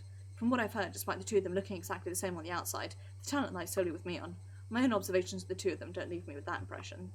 Tradition dictates that the leader of the Sonozaki family is said to inherit a demon, and they tattoo a magnificent one onto their back. In accordance with tradition, there's an extremely high possibility that Mion has such a tattoo on her back. From what I've heard, there's apparently a magnificent demon tattooed on Oryu's back as well. Then I wonder what sort of tattoo belongs to the heir, Mion. I really want to see her back. A, that is extremely creepy, and B, remember what Shion said about it would take a demon? Wank. Wank, copyrighted, of course, by Bilbo on Twitter. At the good catboy. Plug, plug, plug, plug, plug.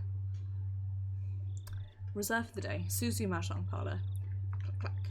Hey, Kura, you're the last one here. All the youngsters are here already. Excuse me, miss. Oishi handed over a convenience store bag with a carton of cigarettes in it to the old lady who owned the Mahjong Parlour, and she truly made herself scarce. She was used to this by now. Oishi, good work today. What, were you honestly waiting for me? You could have done 3-player. Everyone sitting at the Mahjong tables in a small parlour were Oishi's subordinates, but there were no tiles laid out anywhere. Everyone, I'd like to thank you for your days of investigation without sleep. Thank you. Energetic responses filled the parlour. Already it had lost the atmosphere of a place of entertainment. Situations are not looking good. The chief appears to have backed down due to Congressman Sonozaki's threats. In the coming days, we'll hand off Takano's murder to the neighbouring prefecture and giving the missing persons case of the disappearance and the others to the community division. That damn upstart chief. Veterans in the room cursed him. All of our requests for warrants were turned down as well. I've even been told by a section chief not to go anywhere near the Sonozaki house. We're certainly aligned, that we are. Incidentally, it looks like I'll be getting orders soon to go to training at the Metropolitan Police Department next week. After that, I've even been told to keep a paid back vacation in Izu. Oh, sorry, Gameplay. I turned it down earlier because there was really loud music. I will turn it back up now. It's also just like cricket noises at the moment. Well, I suppose that ain't bad. He had a few dry laughs. It wasn't anything to laugh about, but that was all they could do. This always happens, but incidents are a lot like locking your keys in the car. The keys you need to unlock the door are always inside. For cars, you call the repairman and they'll pry open your door. For incidents, Kuma, show the map. Kuma flipped over the whiteboard. On the back was a map of the Sonozaki premises made with magnets. Now, I've been doing this job for a long time. I've got a lot of faith in my gut, but this could be the one time it was wrong, no? Anyone worried about the retirement money has until the count of 10 to get out of here. Oishi began to count to 10, and everyone counted along with him. It was their famous 10-count resolution. 9, 10. Ah, no one's leaving. None of you love your families too much, is that it? Everybody laughed uproariously, cheering things up. I want everybody to go over the materials, memorize the locations, and blind spots of all the security cameras. Kuma, you'll stand by in the command car. If something happens, you'll switch with me and take over. Komiyama will head up Infiltration Team A. Atsushi will lead Team B. Observation teams will be set up at points 1 through 8. Bonshi, you're responsible for keeping a strict timetable. Control your rotation so HQ doesn't get wise. Now, the team on standby has the most important job, alright? If the section chief asks where I am, play dumb. I'll handle escorting our guest. I'll probably take him to the venue, so wait patiently, everyone. Wonderful cave. Keiichi Maebara, that is. From what I've seen, we're set for tomorrow or the day after in that regard. It'll be easy. Big unnerving energy. Although really, very fair, you know? Dope, I have viewed every tip in this game. Let's keep going. On to chapter 12. Oh, I'm going to turn it back down again. It's very loud for me, so I do apologise. I'm actually going to turn that up and then turn my headphones down. I hope that's better. There's no music, it's still just bird noises. Keiichi? Keiichi? Just leave him alone. His friends went missing. Must be really hard for him. Normally, my dad never shows me any consideration, but this time he did. Shouldn't Keiichi stay at home from school for a while too? I think it'd be safer not to go into the police to do something about this. Move my mouse out of the way. Maybe. Compared to what could happen, taking a few days off wouldn't be a bad idea. Anyway, how's it logical not to close school during such a dangerous situation? What do those teachers think our children are? Mum and Dad were getting pretty riled up, but at this point I couldn't care less. Besides, that wasn't the only thing I couldn't care less about. Breakfast table, the food in front of me, the time and date, myself, I really had no interest in anything. This feeling was like a dead fog in my mind. It felt like getting dizzy after taking strong medication. Keiichi, how are your studies going? You've gotten further than the other kids, haven't you? If you have, then you can take a few days off, alright? I didn't even feel like answering. Today was Thursday. Only 4 days had passed since the Watanagashi festival. Such a short time, and yet now things were completely different. Everything had changed. The tranquil village, bright and clear as if it were an Indian summer, had undergone a total reversal. People were made to disappear every night, and we couldn't even relax when walking out in broad daylight. The village had become a world of fear. I had no right to curse this outcome. After all, the one responsible for everything was me. That night, I couldn't resist my honestly tiny, little, incredibly stupid curiosity, and broke the taboo. Of all of them, I really do feel like Keiichi is the least to blame, because he's just Tomitake did the breaking in, Takano was the reason they broke in, Shion knew that it was taboo and yet went in anyway. Keiichi's basically, he's been here for like, what, a month? Not long, certainly. He's basically being taken along for the ride, which I suppose maybe is worse if you think about it, you know, he broke the taboo with not even a good reason to do so. Just because, peer pressure, that's what I was looking for. This isn't somewhere we should be going, is it? Let's not. It's a crime to force your way into a locked building, even if you don't steal anything. Shion, now that you know they weren't having some secret rendezvous, you've had enough, right? I don't want to do something like this. What if Rika's dance ends while we're messing around here? I prattled on as I took the lock from Tomitake's hands and put it back on the door. I'll forget everything I saw here, so come on. Let's go, let's go. Takano was fretting, but I pushed her away. Tomitake grinned painfully. Shion's shoulders drooped as if to call me an idiot. Even so, I didn't care. I pushed everyone farther and farther away. Rika's dance was still going on. Then at last her dance was brought to a close with roaring applause. I too, until my hands turned red. I clapped. And I clapped.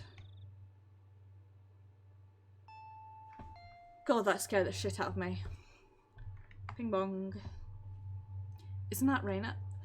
She's here because it's your usual meet-up time, isn't it? I looked up at the clock. It was 5 minutes past my time to meet with Reina. Keiichi, shouldn't you take a few days off from school? You're right. Thanks for being so considerate. I rose from my seat. I went to the entrance to greet Reina. Good morning. We're going to school as a group starting today, so you can't be late. Ah, that's right. If we the ones farthest away were to be late, the younger kids on the way there would be waiting for us. I think I'm going to take some time off from school. Okay. Reina answered shortly, nodding. I think you should do whatever's best for you, Keiichi, so you don't need to feel that you're weak or anything. Oh, and here. It's a notice they're sending around. Could you give it to your mum? I think it has a lot of important announcements in it. Oh, absolutely. Hundo P. I'm surprised she didn't go missing last night, TBH. I took the notice. There are a lot more pages than normal.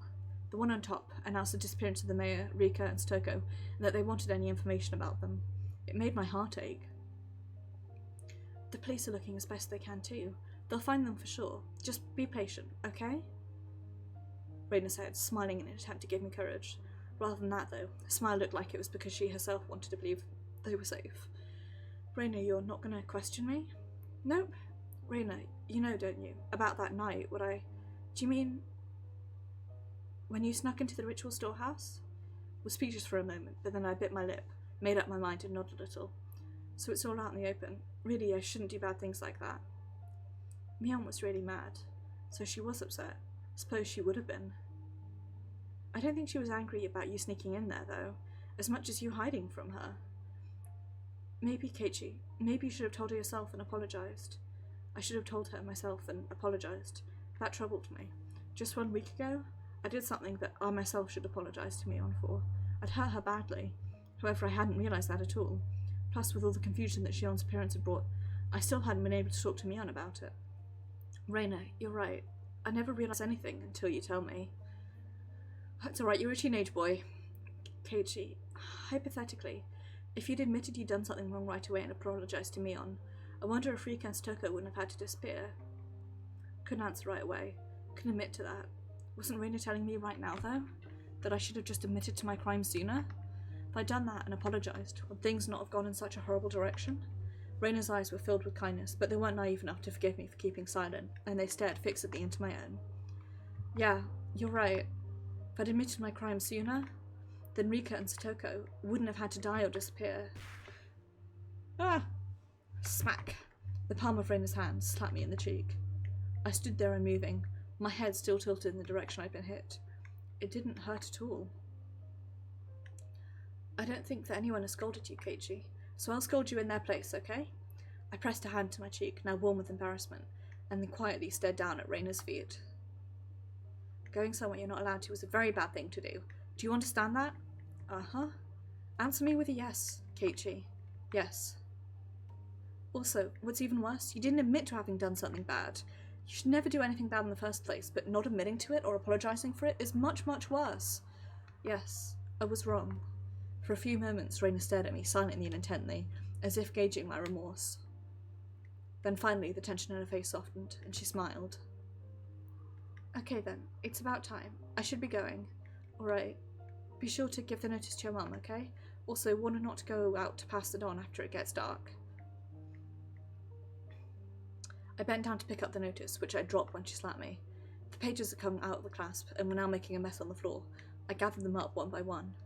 My hand stopped at a single, more light-hearted page with peaceful sentences dancing on it. We still have plenty of homemade soy sauce in stock. Feel free to come to the Sonozaki house if you want some. What is this? I picked up the page and scanned the rest of it.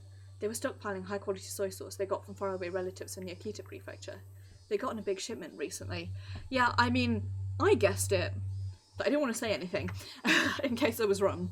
They couldn't use it all, so they wanted anyone who wanted some of it to feel free to come over, is what it said.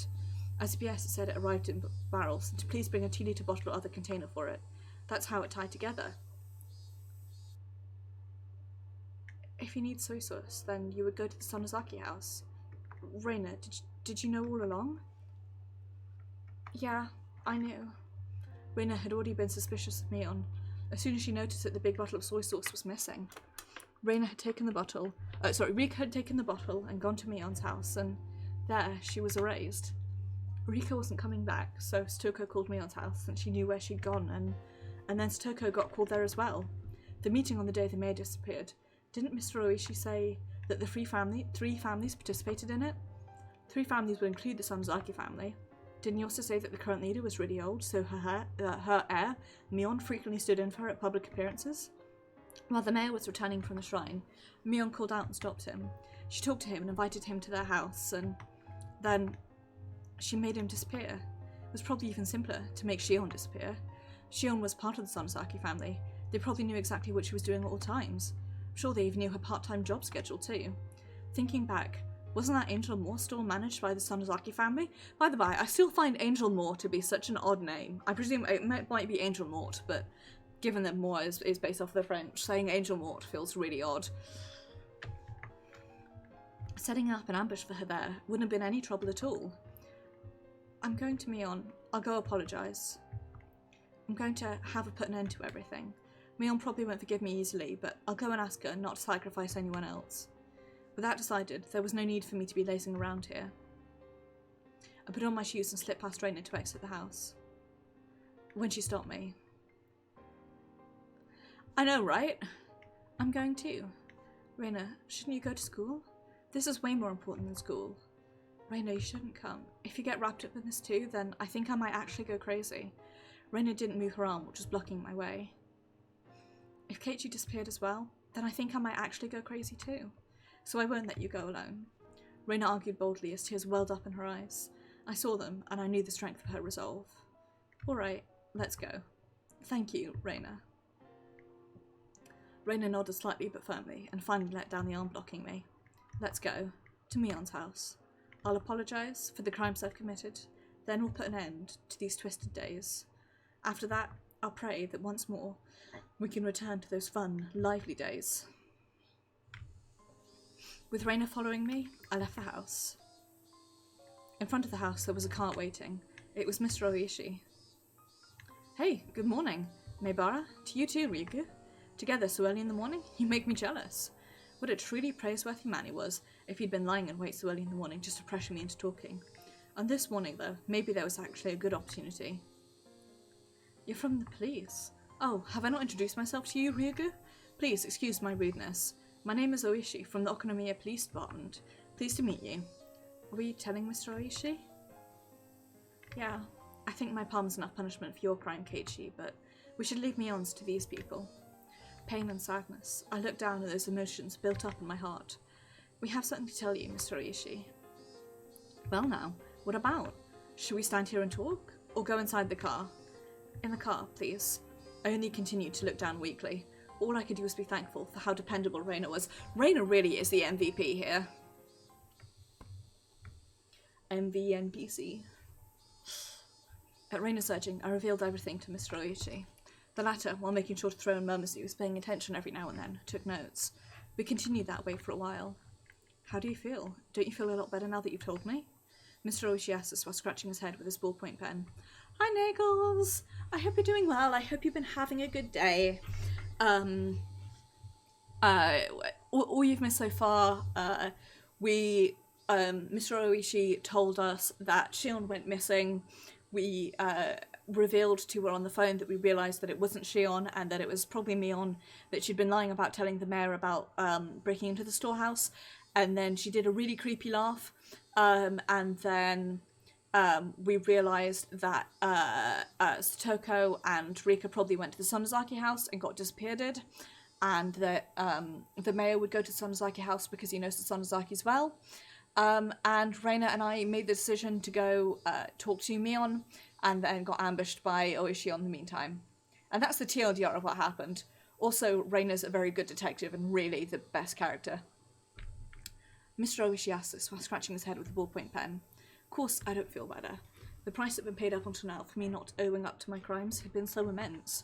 But as long as that payment wasn't returned, the load on my chest could never be removed. His radio started to emit static. Buzz buzz, this is Kumagai. Oishi, Mr. Oishi, over. Yes, hello, this is Oishi. We got news a few minutes ago she's been absent from school. No movement at the Sonozaki house. Our target is still on the premises. Yes, good. Keep a close watch out. Roger that. Cars 3 and 7 just arrived for support and we return to base. Also, I think the division chief is looking for you, Mr. Oishi. Keeps annoying me too, even though I keep telling him I'm trying to get in contact with you. What should I do? Haha. If you're hard pressed for an answer, tell him you're actually under orders not to wake me from my morning nap. Got it. The radio grew silent. Sorry about that. It was about work. He just said there was no movement at the Sonozaki house, didn't he? Oh my, did it sound like that to you? This won't do. Please, keep that a secret, alright? I don't have permission from the division chief to be making private inquiries like this. Mr. Oishi had suspected Mion for a long time. Not for questioning witnesses or for searching houses. We don't have permission for anything, really. Sonozaki House's defence is said to protect the family members that are also working in full working condition. Without warrant, we can't do anything about anything, unless the crime happens right in front of us. Mr. Oishi, could you be... Reina's tone of voice alone was enough to make a spike clear as she stared at Oishi. You can't set foot in Sonozaki House. Were you trying to get Keiichi to go in there instead? Reina, that's... What do you mean? Person. Just as I thought. He plays really dirty. Stop, you're hurting my reputation. That said, I'm more used to your explanation, okay? Mr. Oishi lit a cigarette and responded to Reina, wearing an expression implying he was calm and willing to let a comment slide. You can't get a warrant, but you've always had your eyes on Mion, because you thought she was suspicious. Yes? You plot in to incite Keiichi and have him go to the Sonozaki house. Then if something were to happen to him, you would have used that as an excuse to go in. Isn't that right? I only understood about half of what Reina was saying. She's smarter than anyone else in this game. I knew, however, that Mr. Oishi had been trying to use me. Even if Keiichi got hurt as a result. Have you no shame? Is this how the police do things? My. Seems we have an incredible detective on our hands. Oh my. Would you be interested in taking our exam? I'll gladly write a recommendation letter to get you into the detective division. You're despicable. Reina spoke quietly, her words dripping with hostility. I've been insulted all kinds of ways in my life, but one or two words from a young girl is always the roughest for me. Even so, I suppose I should thank you for not arresting me on yet. Don't mention it. Mr. Oishi seemed to be enjoying his exchange with Reina. The things this man thought were like a swamp. I could barely see past the surface. It reminded me again of how much I disliked him. He really is very off-putting in this one. Now then, as two esteemed friends of me on Sonozaki, what do you plan on doing now? Will you wait kindly for me to go over the evidence and request a warrant? No, we won't wait for that. We'll go and make Mion surrender herself. That's right. If she turned herself in rather than be arrested, she might get a lighter sentence. At this point, perhaps this was the only pity I could find in me to afford her. I see. I wonder if it will go that well. If you're careless, you too may face danger, you know. Mr. Oishi was measuring our resolve, so in a strong voice, I declared, "We're fully prepared." Mr. Oishi gave us an unpleasant yet seemingly satisfied grin. It was then that I realised that this man was trying to use us for his own convenience. If anything should happen to us, use that as an excuse. And my greatest hope is that you'll surround the place so that the criminal can't get away. Haha! Ryugu, you're good at negotiating too. I'm throwing in the towel. I surrender. What are you talking about? Definitely. But I also think it's... I don't know, it is a good... It makes me think of the conversation that we had all the way back at the beginning of this game about how appearances can be deceiving.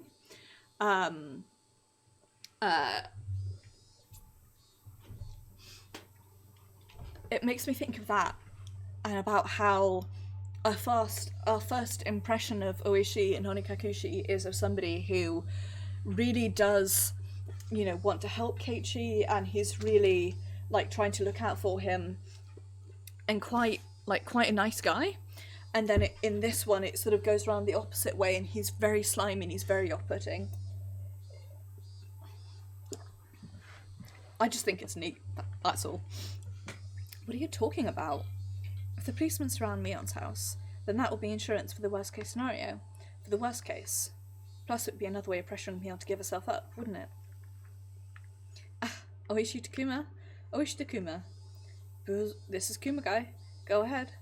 Our two friends are going to play at the Sonozaki house. Make arrangements so we can reinforce them if needed. Roger? Their altogether too short conversation implied our questioning was already a part of their plans. Then, let's get going. Want to buy some tea biscuits on the way there? Neither Reina and I went along with Mr. Oishi's stupid joke. Yeah, he is... So one of the things that makes me most off-putting about him is how he keeps being like, "Get into my car! My unmarked police car." No can do. Mr. Oishi stopped the car at the place where we always waited for Mion. Come to think of it, I've never been to Mion's house before.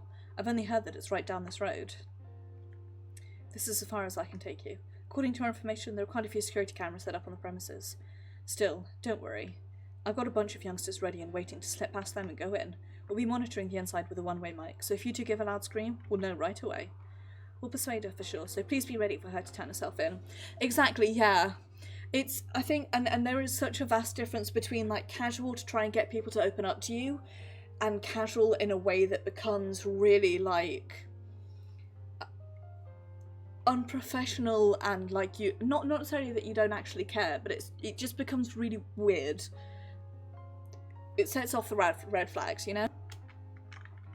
In both her eyes was determination. It was the only method available to us for lightening the sins of our good friend.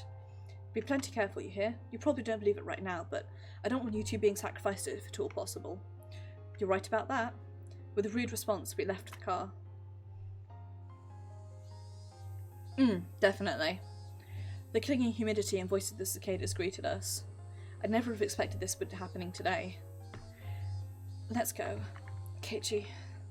And it is also such a massive contrast to the first one, where he becomes so involved with us especially. Reina took the lead and began to walk, down the road I'd never been. Reina, you've been to Mion's house before, right? Yeah, a few times. It's a really big house. You could fit a mountain into their backyard too. You could pick mushrooms and stuff, though there are fences everywhere. Big enough to fit a mountain? That was amazing. One of the 3 families controlling Hinamizawa, and the head family of the Sonozaki clan. Perhaps there was something to be said about its magnitude. Liking this dramatic music. The path continued onward, level and uneventful. There were metal fences along its edges, and beyond them were woods with trees growing thickly. The fences were high, the tops of them bent inward, sticking out like sharp spears, plus there were dangerous-looking barbed wire wrapping them. No one could look at them and not feel intimidated. In addition, there were signboards hung up here and there along the fence. Private property of the Sonozaki family, entrance forbidden. Beware of venomous snakes. Active security cameras. Intruders will be charged an entry fee of 1,000,000 yen. This forest, or should I say mountain, is this all their yard? It's more like their domain. As you can see, it's private property, but nobody maintains it. The forest isn't really the kind that you can go hiking in. She could say that again. It really did feel like a neglected, savage woodland. It was dark and damp, and certainly not a forest that made you want to go for a nice walk. Maybe that's just what happens when a landowner has too much land. Like Mr. Oishi said, there were security cameras hung up all over the place. Though they'd been weathered by wind and rain, casting doubts as to whether they were even functional. Wonder if Mion is watching us as we come to her. I don't think she is. The only people living in Mion's house are generally her and her grandma, after all. There's nobody to watch the cameras. What a useless security system. Well, Mion's father seems like a pretty tough person to get along with. So whenever everyone in the family's getting together, the cameras are apparently working properly. That's right, Mion's father. He was a big shot Yakuza, wasn't he? Reina smoothly danced around the answer as she explained. At last, a huge gate, as big as I'd imagined, appeared. Was she living by herself with a grandmother, in a house with such a grand gateway? I wonder if she's here. Beep. The old buzzer made a dull sound. Was it cut off in the middle and not getting to the house? We waited long enough without response for me to start thinking like that. However, we finally heard footsteps walking through gravel on the other side of the gate. I nervously balled my hands, my palms now sweating, into fists. There was a clang of a bolt being released and the gate opened slightly. The person peeking out the gap was none other than Mion. Well, this is unusual. Aren't you two going to school? Mion didn't seem all that surprised at visitors arriving in the morning, which wasn't a normal time. In fact, she almost seemed relaxed, as if she knew we were coming beforehand. We stayed home today. Keiichi is one thing, but you two, Reina? You two are such troublemakers. Mion smiled lightly, in the way that the Mion we knew always did. Well, let's not just stand here. Come on in. She gestured for us to follow her. I hesitated for a moment, looking at Reina. Let's go. Reina smiled cheerfully, as if she were passing through the gate of a good friend's house, then did just that. I rallied myself, and went through the gate too. On the other side, it hadn't been maintained very well, but it was clear that the lot was magnificently wide. It wasn't quite what you'd expect of when you hear a mansion, but it was very clearly a vast place. Oh yeah. What's the phrase? Never go to the second location? Is it second location or third location? I can't remember words. Yeah. Like, standing out at that point, you've at least got a modicum of freedom. Once you go inside, basically, and they're there already. It was very clearly a vast place. Was this the first time you've been here, Keiichi? Ah, yeah, this house is enormous.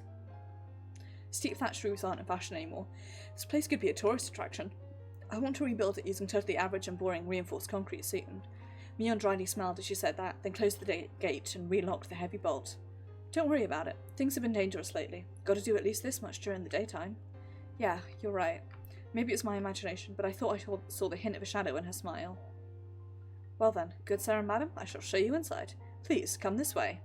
Mion bowed to us like a worker at a high-class hotel, then pivoted on her heel and began to walk. Reina gripped my stiffening arm lightly. Keiichi, you're too tense. We came to see Mion, remember? You don't need to be that nervous. That's right. When I get nervous, I tend to let everything show on my face. I'll stop tensing up. Even if something were to happen, there were 2 of us. Mr. Oishi's subordinates were waiting outside the gate for us too. There was nothing to worry about.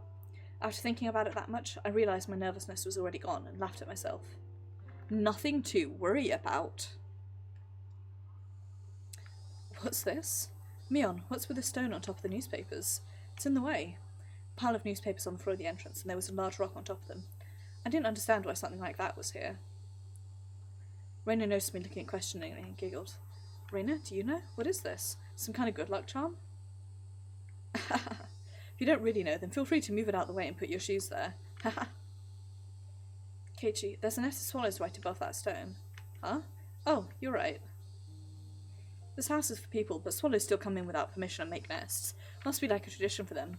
Whenever spring comes, they always make a nest here. It's kind of annoying, though. In other words, it's a sign not to take your shoes off here, because swallow poop could end up in them. Couldn't help but laugh at the silly contrivance.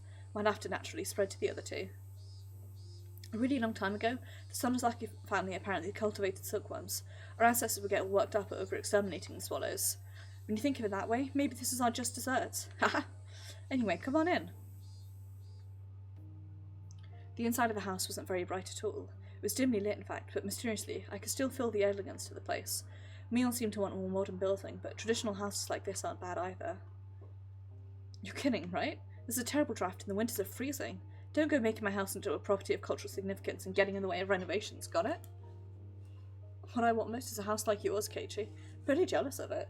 It seems like it'd be warm in the winter. Oh, but snowfall seems like it would be a problem.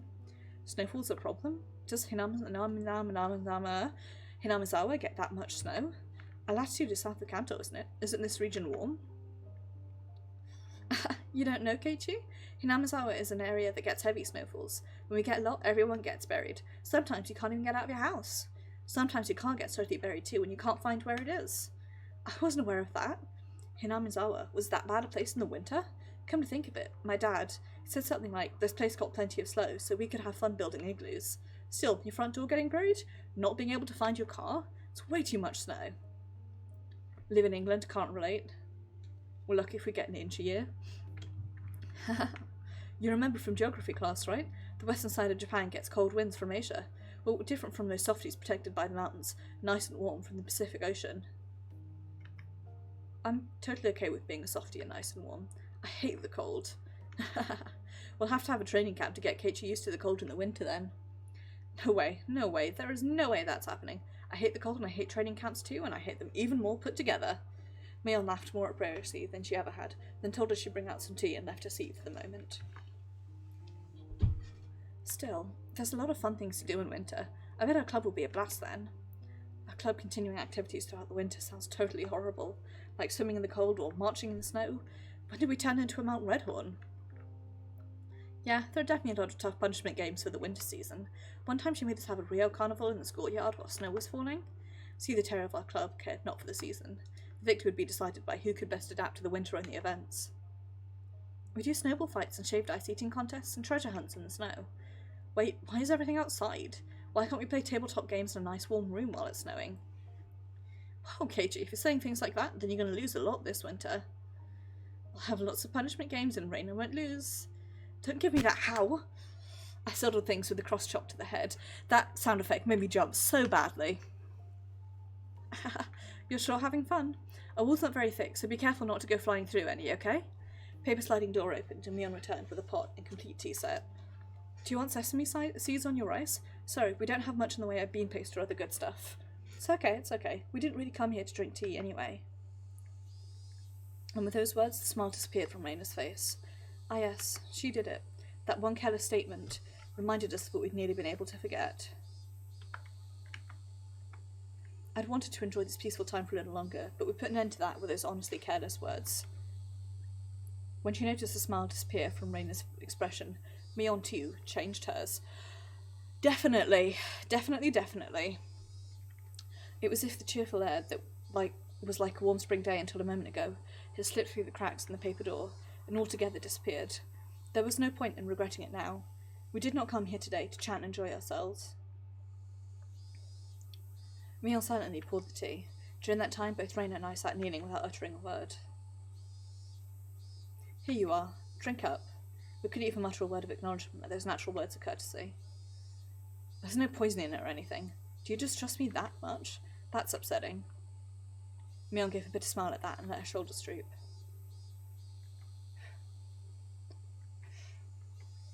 We all remained silent. We remained silent, hoping that someone else would speak up first. That was, however, the one thing we didn't want to do, and so we sat for a long time. At last, Mion smiled scornfully and opened her mouth to speak. Hey now, Keiichi, Reina, you're the guests. Didn't you come here for something? If you don't speak up first, this old man won't know what to do. Reina and I exchanged glances, and we both resigned ourselves. Reina opened her mouth to speak first, so I stopped her. Keiichi, it's okay. I needed to come here. Let me talk first. Okay, I understand. What would Keiichi have to tell me? Please give me your daughter's hand in marriage, maybe? Can't do that. My little Reina and Keiichi are meant for each other. Go wash your face with miso soup and try again later. Afterwards, I thought her mean remarks were Mion's own way of showing consideration. Mion had said those mean things in a totally normal voice, and it drained the tension from my shoulders. Mion, first, I have something to apologize for. You do? What for? Mion pretended she didn't know what I was talking about, but I'd clearly got my point across. Well, on the night of Watanagashi, the ritual storehouse behind the shrine, I went in there. I could see Mion's expression immediately become harder. I knew it was somewhere I wasn't supposed to go, but it was just supposed to be a little bit of exploration. We didn't mean anything by it. Even so, I still shouldn't have done it. So I apologize. I'm sorry. To display my deepest sincerity, I pressed my forehead to the table. I'd meant it as my way of prostrating myself. Figured it wouldn't feel sincere enough if I raised my head right away, so I left it there on the table for a while. Mion didn't say anything. With my face down, I couldn't tell what sort of expression Mion had.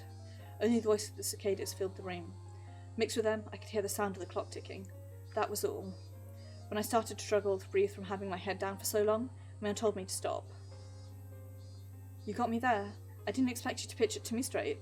You've got me on the ropes. I looked up to see that Mion's face was calm, but she was smiling faintly. If you understand that, even though it was only a casual explanation for you, Keiichi, there are a lot of people who think it's no laughing matter, then it's okay. There's an old saying, when in Rome, do as the Romans do. It's been days since then. It may be too late, but I apologise. What I did was wrong. Please forgive me. Could feel pitiful tears welling up within me. If I'd done this sooner, maybe nothing terrible would have happened. It's okay. If you know what you did was bad, then that's enough, right? Mion spoke like it was someone else's problem, and I wasn't happy about it. Mion, Keiichi's apologising seriously. I think maybe you should respond seriously as well. I am being serious, though. Do I not look serious to you, Reina? You don't. Reina was giving it tit for tat, and so the room's atmosphere quickly began to grow sharper. She was right. Even though I came here to speak from the heart like this, it felt like she hasn't been taking this seriously. Obviously, Reina isn't fond of that. Keiichi, you can get up now. Let's tell her everything. That looks like what Mion wants too. I'd known it would turn out like this in the beginning. Hadn't I come here prepared for that? I mustered my willpower and bit my lip. Mion, you called Rika and Satoko the day before last, right? I don't remember doing so. If you have a reason to think so, could you let me hear it? It was evening before dinner time. Rika should have come here, bringing a big bottle of soy sauce, to have you share some with her. Mion was trying to keep from showing any reaction, but I didn't miss Reina twitching just a little bit. Why do you think that? It's not hard to understand. Mion, you saw it too, didn't you? Rika's room. Mion put a finger to her forehead and acted like she was thinking. There was chilled tofu, but no soy sauce, plus the big bottle of soy sauce that should have been under the sink was nowhere to be found. Haha, what? Is that why she would have come here? Mion, drop the act. You wrote it yourself on the notice, didn't you? That you'd share your soy sauce? Mion scratched her head. I heard her ever so faintly click her tongue. It was as though we found out she'd purposely given too little change to a servant. That's all I could feel from her. Then Mion, Rika, you hit her. Reina hesitated for a moment. I could tell she didn't want to use the word erased, and that she was struggling to find another word. That was really supposed to be the end, wasn't it? For you, anyway. What are you talking about? You didn't foresee that Rika would tell Satoko that she was going to your house, did you, Mion? Then Satoko calls. Might Rika be imposing on you? Yeah, probably just like that. You sound just like her. Mion, you were in a bit of a bind then, because someone knew that Rika had come here. So you decided to lure Satoko here too? Lure her out? Like how, I wonder? Mion prodded Reina on as if trying to get to the good part of an interesting story. I, however, knew. I'd been watching Mion change the whole time. She was restlessly twirling her fingers. She'd clearly lost her calm. Of course, it was really a slight thing, and only I who'd been watching her this whole time would have known. Mion was panicking. What Reina was saying must have been a bullseye. It probably went like this. Satoko, I actually made too much dinner today, so why not come over and eat? Rika came earlier and already ate some. Something like that? Scratch. Mion's nails dug into her knee. There's no recordings of the phone conversations or anything, so how do you know that much? I know it because the dinner that Satoko made for the two of them was plastic wrapped in the fridge and hadn't been touched. For a few moments, Mion's face was frozen in utter amazement. She looked like she couldn't believe that this person in front of her was Reina. With just that to go on, how did you even guess what we said over the phone? It's a long explanation, so I'll get to the point. The contents of that fridge provide a vivid account of what you said over the phone when you let her out. Mion's jaw remained on the floor. That was the only way I could describe her face. That's... I had no idea I had such an incredible detective right next to me the whole time. Can't believe he'd figure out everything down to the phone conversation, just from what was inside the fridge. You got me there. You got me? You've got me. As if a dam had burst, Mion convulsed into laughter. Her laughter, though, definitely didn't make us want to laugh as well. Mion grew tired of her dumb laughter, heaved a big sigh and scratched her head. It almost seemed like Mion had lost a detective punishment game for the club or something, and a punishment had been decided. Oh, how fun that would have been if it were true. An incredible detective? Mion, you're the one who guessed what Mr. Keiichi told us. He called me an incredible detective too. As soon as she heard Oishi's name, Mion's eyes began to display panic more clearly, so that anyone would be able to tell. Mion, the police have suspected you for a long time now. Oishi's officer have had the house under observation so long that they could break in any time. Mion attempted to feign calm, but it looked like she was having a hard time with that. Part of her couldn't believe that the police had her surrounded, and she closely examined Reina's facial expression. However, she couldn't detect a faint falsehood. I've forgotten how to speak, sorry. Finally, Mion seemed to accept the fact that the police were encircling the house. Was the mayor Mion too? Were Tomitake and Takano you as well? Mion didn't answer our rapid-fire questions. He could clearly see impatience in her eyes, which was still feigning calm. At last, Mion, who'd been sitting there lazily, readjusted her cushion and sat herself upright. That moment, the atmosphere in the room changed completely. Mion's expression also changed. The impatience and wonderment in expression disappeared, and she became so solemn you'd think she was about to conduct a tea ceremony. I could sense it. It was now, in this moment. Mion had ceased to be Mion, but it changed into Mion Sonozaki, the current heir to the Sonozaki house. I've also desperately forgotten how to say the word heir, apparently. That solemn atmosphere about it was clearly abnormal. It was entirely different from that of the Mion that I knew. Now I could believe it. Now I could believe that she was the young leader who commanded the entire Sonozaki clan.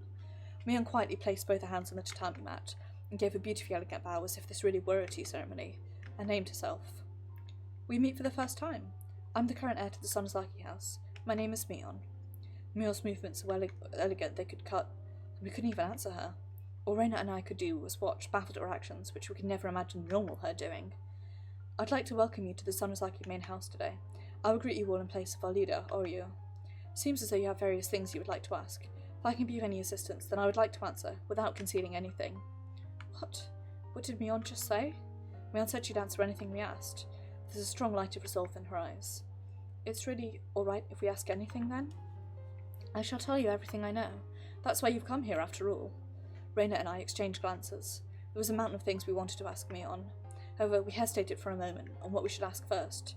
The first question Reina gave was extremely abstract, but it was a question everyone wanted to know right now. Why would you do this? That was what I wanted to ask as well. Why would you do this? They didn't only go for Rika and Satoko. He went for the mayor, Takano, and Tomitake as well. No, even further back, for all the incidents that had been occurring every year. For a little while, Mion couldn't respond. Right when we realised that the question was too vague and tried to put it in more concrete terms, she finally opened her mouth to speak. To answer that question will take some time. If that is acceptable, however, then I would by all means like you to hear it. She spoke clearly. She spoke with a clarity that a grandmother might use when telling a story from a long time ago. Do you know that Hinamizawa village used to be called Onagafuchi village? Reina nodded lightly, then shot me a glance, asking if I did. I returned her nod. Hinamizawa was once called Onigafuchi Village. Yes, I heard all about it that night from Takano in the ritual storehouse. They firmly believed that demon blood ran through their veins and cut off all contact with the outside world. They were worshipped by those in the villages at the foot of the mountain, and treated like transcendents, those capable of magic. That's right. Our ancestors in Onigafuchi village were proud transcendents descended from the demons. Those in the villages at the foot of the mountain worshipped and honoured them. Nevertheless, they all decayed with the end of the Tokugawa era. The black ships arrived, the era of the samurai ended, the era of national isolation ended, and the tradition of worshipping Onigafuchi village quickly disappeared. Those things that lingered from the past were all to be detested. That was the kind of era it became. The Meiji era began, and the name of Onigafuchi village, with its long history, was forcibly changed to Hinamizawa village. I've heard the Meiji government strongly wished to erase the old customs. The abolition of feudal domains and the abolition of prefectures. An era had begun, seeing Japan sprinting up the stairs that were far beyond their means to try and reach. Sprinting up the stairs that were far beyond their means to try and reach the same level as the rest of the world. All things in the Western style were to be extolled, while all old traditional things were to be scorned. That was the sort of era it was. Our ancestors in Onigafuchi village were proud transcendents descended from demons. Onigafuchi village disappeared in a flash. At last, Japan, provoked by the great European powers, colonising countries nation one by one, began a policy to increase its wealth and military power so that it could stand as a global power in its own right. Conscription began and they won war after war, the first Sino-Japanese War and the Russo-Japanese War, and until the Pacific War broke out, they recklessly climbed the staircase towards modernisation. At the time, Onigafuchi village had already lost its impenetrability. The villagers, once worshipped of transcendence, were now on the receiving end of inhuman treatment. The sacred Onigafuchi village had been groundlessly labelled an isolated village of those afflicted with incurable diseases, a mere shadow of its former self, and stood on the precipice of an era of hardship. Thus began harsh days where one would suffer unreasonable discrimination just because people knew one was from Onigafuchi. The children in the village at the foot of the mountain were taught not to go near Hinamizawa because of filthy germs that were rampant there. Children who'd come into contact with children in Hinamizawa would cry and wail as their parents purified the spot they were touched by rubbing salt on it. One of the adults said to the children that if you got lost in Hinamizawa, you'd be kidnapped by demons, cut up into pieces and devoured. Never ever go near the terrifying village of the man-eating demons. That's what he taught them. Another said that during a famine long ago, the people of Hinamizawa gathered up all the corpses they discarded onto the dry riverbeds, then cooked and ate them in order to survive. Groundless stories, but said in such seriousness. Baseless slander added to baseless slander, making Onigafuchi's historically accurate, thrilling history all the more believable. Perhaps a chain of undue discrimination was manifestation of the people's anxiety towards the uncertain times. Of course, the story didn't end only with the perspective of children. If anyone found out you were from Onigafuchi, you'd be turned down from any job you applied for. People would even go back on engagements and marriage proposals. As for the marriages where one partner had lied about it, as soon as the truth got out, they were made to divorce. It even caused trials. They would appeal that when one came from wasn't an important enough reason to divorce. They would, however, lose their case. Lying about one's birthplace apparently constitutes a heavy act of misrepresentation in marriage. That's terrible. I've heard about such discrimination towards those in small villages in civics class. Just because others knew you were from a tiny hamlet, you'd be subjected to every societal disadvantage there was, a form of bullying. They only memorised that because it was going to be on a test one time. I recall being suspicious about it, unable to believe such discrimination occurred in modern Japan. Well, I suppose I can't say that they weren't asking for it. Our ancestors were proud of the demon blood flowing through them. They lived all their lives boasting about it and scorning those at the foot of the mountain, after all. They struck fear into the villagers down there with a mystique and demanded gifts of dread and tribute. With that, Mion smiled for the first time, albeit in self-mockery. During the Pacific War, despite the slogans that all the country was acting as one, those from Hinamizawa continued to suffer all manner of discrimination. There were too many ways to count. They would send their husbands and sons to war, and the women on the home front would suffer greatly too. My grandmother remembers it well. She remembers it being a difficult time. Even that bitterly long war, however, finally ended in 1945. Hinamizawa had lost many male hands, but at least their fathers and husbands and sons returned to them. Of course, there were also many who didn't come back. Nevertheless, for those in Hinamizawa who were at their limits, barely able to maintain the village without the men, the return was a happy thing. MacArthur's GHQ set to work on drastically improving mindsets and strove for the abolition of unfair discrimination. They could feel the day breaking on the dismal night that was the previous era. Hinamizawa was on the verge of turning into a ghost town. Those in the village started to say that they should rebuild it once again and got to work, trying to make the village even a little more plentiful. During that time, someone appeared who had built up a fortune through a vast number of dealings in the black market. That was Mion's grandfather. the husband of the elderly current family leader, Sohei Sonozaki. Sohei said that he managed food warehouses in Harbin after being dispatched to the Chinese mainland. When it's time to pull out, he conspired with his superiors and comrades and stole a great deal of the army's canned goods. He hid them somewhere in the Seto Inland Sea and sold them widely at high price on the black market, thus earning a fortune. Sohei didn't spend that fortune for his own pleasure either. He entrusted the entire amount to his wife, the head of the Sonozaki house. Let's revive this ruined village. All who live are our family, and this fortune is our collective property, so we proclaimed to my grandmother, the current head of the family. That vast fortune was a huge reason why Hinamizawa was revitalized after the war. I see. With that, Hinamizawa came back to life, and that's how the Sonozaki family had established its current prosperity. Of course, there were many people who begrudged the money coming in from the black market, but the villagers no longer minded it. This has succeeded at one business venture after another. Those who had succeeded freely supported those who followed them. The giant family of Hinamizawa, tied together with strong bonds, kept on expanding its influence. The Sonozaki family, the centre of everything, would be extolled for a long time as the minds behind Hinamizawa's revitalization. The person in the middle of all of it was your Nana, Mia? No, that's amazing. What a great success. Mia looked like she was honestly happy Reina had praised her. However, around 1955, the wind started blowing in the other direction again, because of the canned flesh incident. Canned flesh? Sounded so hideous that just hearing it made me nauseous. Someone naming themselves as my grandfather, Sohei Sonozaki's superior, confessed that those canned goods had been human flesh. Hinamizawa, a village in which demons lived and ate humans, they were just about to wipe away that cursed stigma. The light they'd finally started to see in their peaceful lives grew hazy and disappeared. The shocking truth is revealed by his former superior. The stolen provisions from the old Japanese army that had been a huge cornerstone for Hinamizawa's revival had been canned human flesh. Grim. Why were there cans like that? Wasn't Sohei just the manager of the food warehouses? His superior revealed that Sohei Sonozaki did not have the job of managing the food. In reality, Sohei's job during the war had been to exterminate pestilent mice and transport the corpses of those with infectious diseases. It had been unfair treatment, and all because of the lowliness of his origins. As a result, though, he had returned safely without having been sent to the front lines or being detained. Perhaps that was the only fortunate thing that happened to him. Finally, Sohei was enlisted as an assistant at a military medical institution. There, however, he found something even worse than the low, scorned, depressing customs of Onagafuchi village in the research they were carrying out. Could that have been, well, you know, the bacteriological corps in the old Japanese army or whatever? Keiichi, you've heard of that? What could it be? I was pretty sure it was Unit 731. It was a nightmare unit that devoted itself to researching terrifying bacteriological weapons to break the deadlock in the war. They used many innocent people as fodder for horrible human experiments. They methodically observed how many days a new strain would take to kill the victims, how many days it would be when injected, how many days it would be when swallowed. They dissected many people to find that out. Sometimes they wouldn't bother waiting until they were dead and dissected them while they were still alive. They strapped them into centrifuges while still alive and crushed them into decompression chambers while still alive. When a live human decompresses... I don't want to read that out loud, it's so gross. Oh, that's horrible. Turns the stomach, that does. I have a feeling I saw something like that in a documentary one time. That makes me sick. And they still hate Hinamizawa, huh? You said it. Mion agreed with me, giving a faint, sad smile. I've definitely read about something very similar as well. It wasn't much in the way of communication, but for some reason I was happy to have it now. The unit Sohei was in with did way kinder research than that. They were researching concrete methods for reducing the difficulty of delivering food on the battlefield. Ooh, I'm gonna...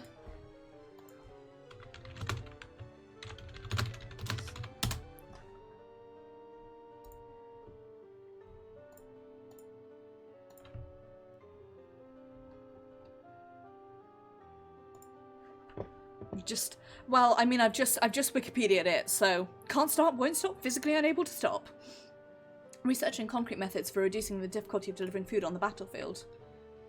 The military's designs at the start of the war completely fell apart, and a chronic food shortage broke out all over the battlefront. The food shortage led to malnutrition, and as their natural resistances lowered, the soldiers fell to one disease after another. Spirit and morale lowered as well. They wouldn't be able to maintain their forces at this rate. Apparently, that's where the research started. At first it was to find methods of delivering food to battlefields.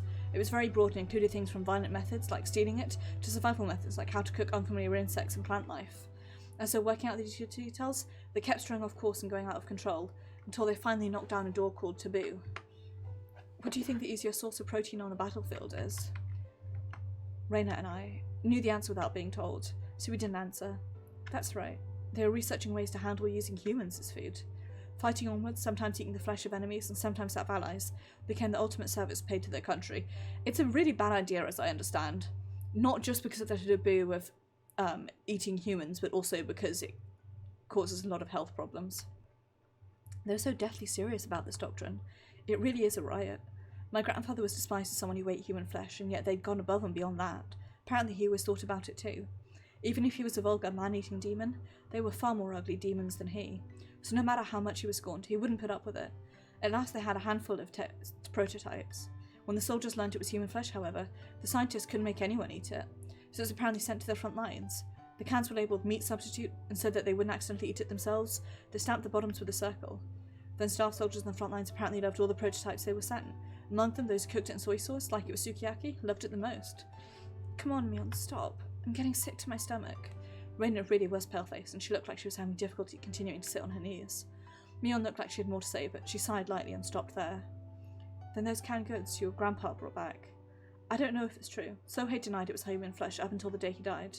However, those who begrudged Hinamizawa's sudden revival called him a savage for making a fortune from selling human flesh, and the villagers began to be scorned again. Thanks for the advice, Haku. They returned to a time when children would be jeered at and have rocks thrown at them. The stifling silence came back. What a seriously hopeless and sad story it was. They discriminated, were discriminated against, discriminated and were discriminated against. Why must they attach worth and rank to it? Why can't they live without looking down on people? Why can't everyone enjoy life together? Jesus, Lynn, because I read that and I was reading this at the same time. I will take your word for it. I have never eaten either humans or spam. Sounds like something a cannibal would say, etc. I didn't know. My grandmother, the family head, once told the children of the village this. If they throw a stone at one of you, then 2 of you must throw stones back. The children asked her, what if they threw stones at 2 of us? Of course the answer was simple. If they throw stones at 2 of you, throw them back with 4. If they chase 8 of you with sticks, drive them off with 16. 16. If they slander 30 of you, yell back with 60. Finally the children asked, what if we're attacked by 1,000 people? Even that answer was simple. If 1,000 people attack you, then everyone in Hinamizawa will stand up against them. It was a manifesto to spur people into action. My grandmother rose up not only as the leader of the Sonozaki house, but as the mother of Hinamizawa. It was halfway through 1955. It was a time when riots over the treaty with the US were rampant, a time of battle and action. The people of Hinamizawa joined together and fought, treating unfair discrimination towards one as a crime against them all. It didn't matter whether that one was a child or an adult.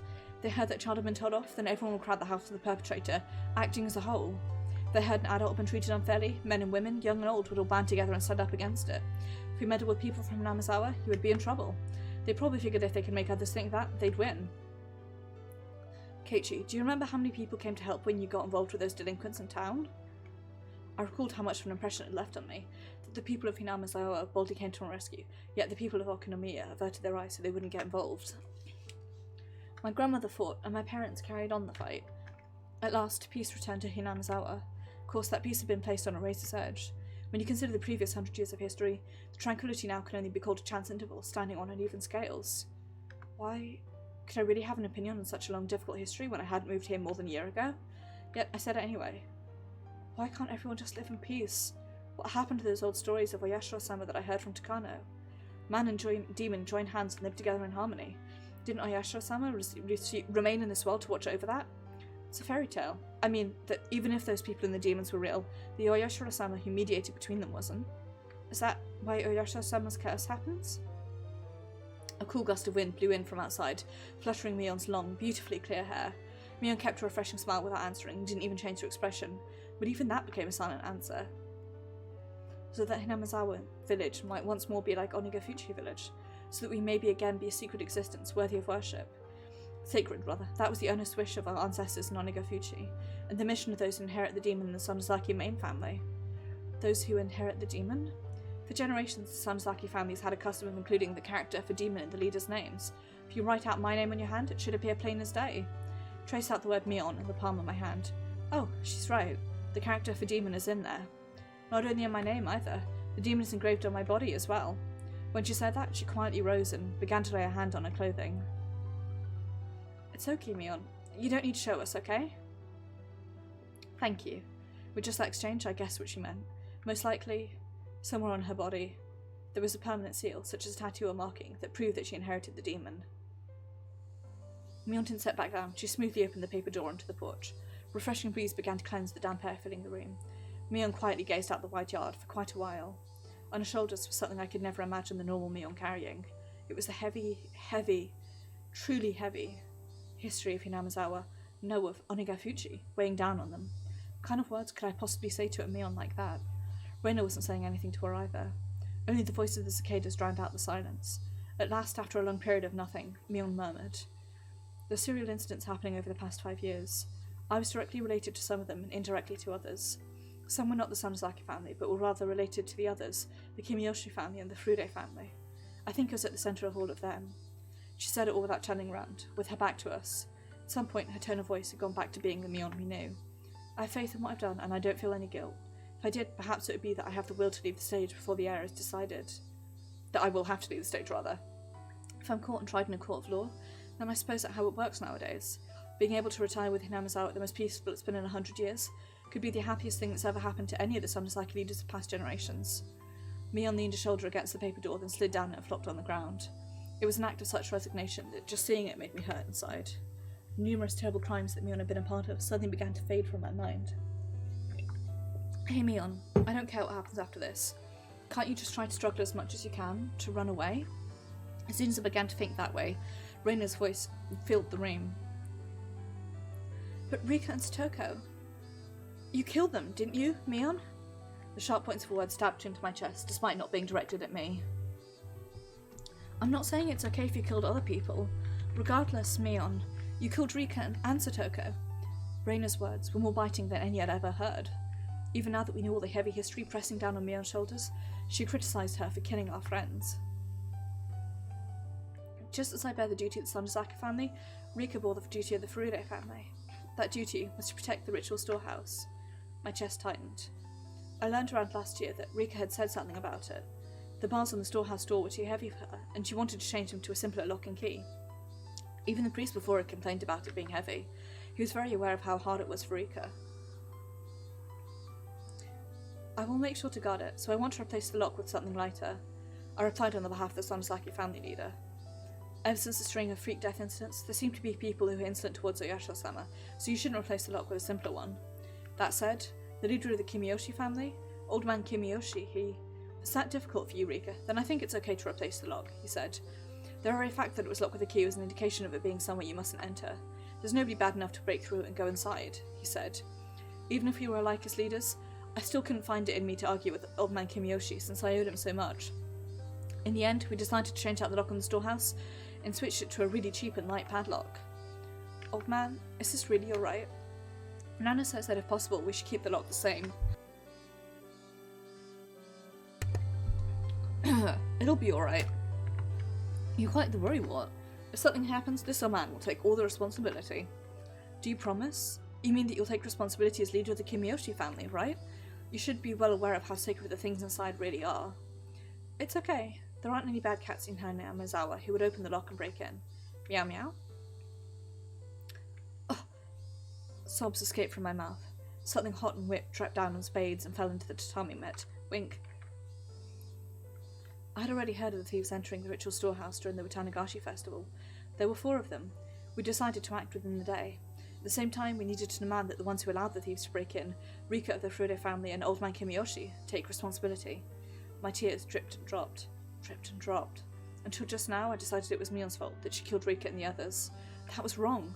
The one who killed them wasn't Mion. It was me. I might as well have killed them. Keiichi. I had a chance to stop the tragedy from happening, and yet I didn't. Cheap curiosity got the better of me, and I didn't.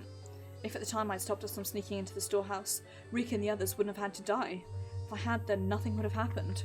We'd be spending our days having lots of fun like we always did. I was an idiot. By shedding tears I could take it all back, then I would have filled up the room with them. However, such a meagre act wouldn't be enough to redeem myself for the crime I've committed. Keiichi, you're not at fault. Mion gently began to speak to me as if trying to reason with me. As leader of the Sonozaki family, I needed to act, but given the history of the Sonozaki family, thinking about it now, it's no big deal. Maybe I should have saved my friends, even if it meant casting all that aside. I yielded to it, and that's why I killed those two. I, Mion, Sanozaki, and nobody else killed them. I had hundreds of chances to stop it, but I didn't stop. I gave in to the easy role that was handed to me, and abandoned all thoughts of fighting for my friends. So this is my crime.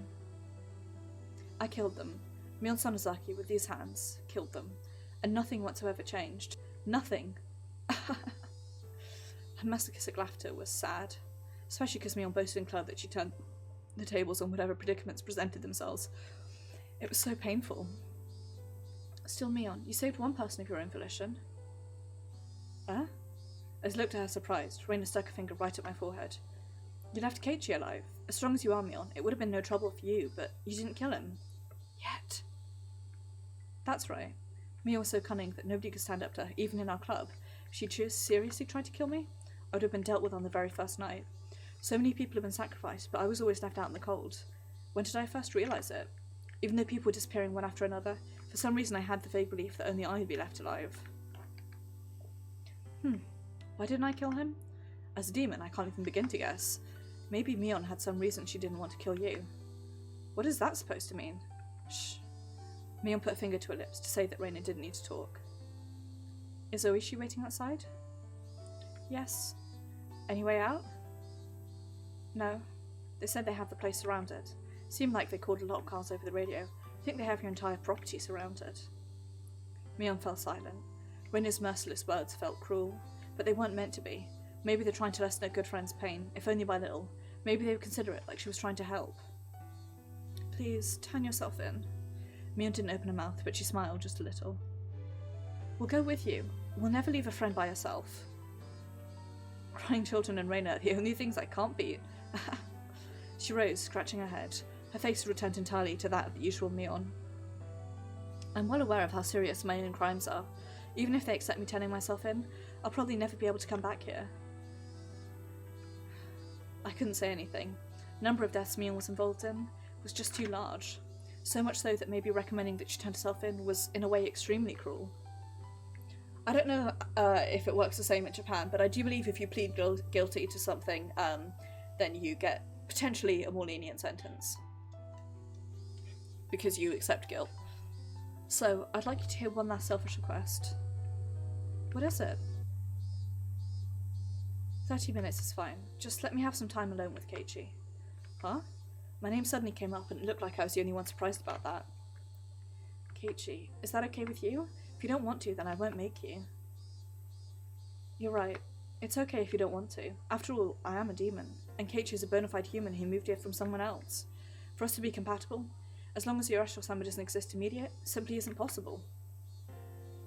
There was no reason for me to hesitate.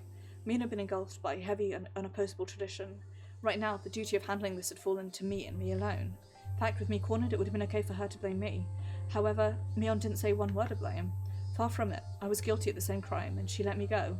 Amidst a fate she could not oppose, she saved me alone. Yep. I didn't know whether I should be thankful for that. Thinking upon it now, I didn't know how much easier it would be if I were to be granted the same punishment as Rika and the others. The only thing I knew for sure was that I had an equal duty to bear, the sins that Mion shouldered. So when it came to Mion's last request, there was no reason for me to hesitate. Sure, it's fine. Keiichi, you dumbass! I'm gesturing as if I'm wringing Keiichi's neck in anger. Thank you. I'd like to thank you too, Keiichi. Reina stood up. It looked like she would keep her promise with Mion and leave. It's fine, Reina. You can wait right here. I just want to go around the yard with Keiichi. If you're bored, you can go to my room. You can read any manga you like. If there are any volumes you like, you might as well take them. I don't want to. Mion's books belong to Mion. Reina couldn't bring them back home with her so freely. You're such a good kid, only at times like this. Mion took Reina's head and rubbed it violently like I always did. Okay, let's go, Keiichi. I began to walk after Mion, who headed for the hallway, when Reina silently stopped me. Take care of Mion. Yeah, Mion really does believe she won't be able to ever come back. I didn't know much about laws, but with as many deaths she'd been involved in, the chances of her escaping a heavy punishment seemed non-existent. Watch out so they don't make her lose her temper, okay? Mion might not surrender herself to justice, so I might have to put an end to it myself. Reina had already thought that far ahead. Right, I won't let that happen. Reina rubbed at her tears, which had fallen without me noticing them. Okay, then go after her. I nodded and followed Mion, who disappeared out the front door. Bad idea. Bad idea. I could clearly hear Raina sobbing from the other side of the paper door. Why was Mion made a successor to demons? Maybe it just had to happen that way, but it's just so awful. Something hot burned down my cheeks. They were my tears. I fiercely wiped them away. This was the last of my time I could offer to Mion, so I absolutely didn't want to let her see my tears during it. Mion was already waiting outside the front door.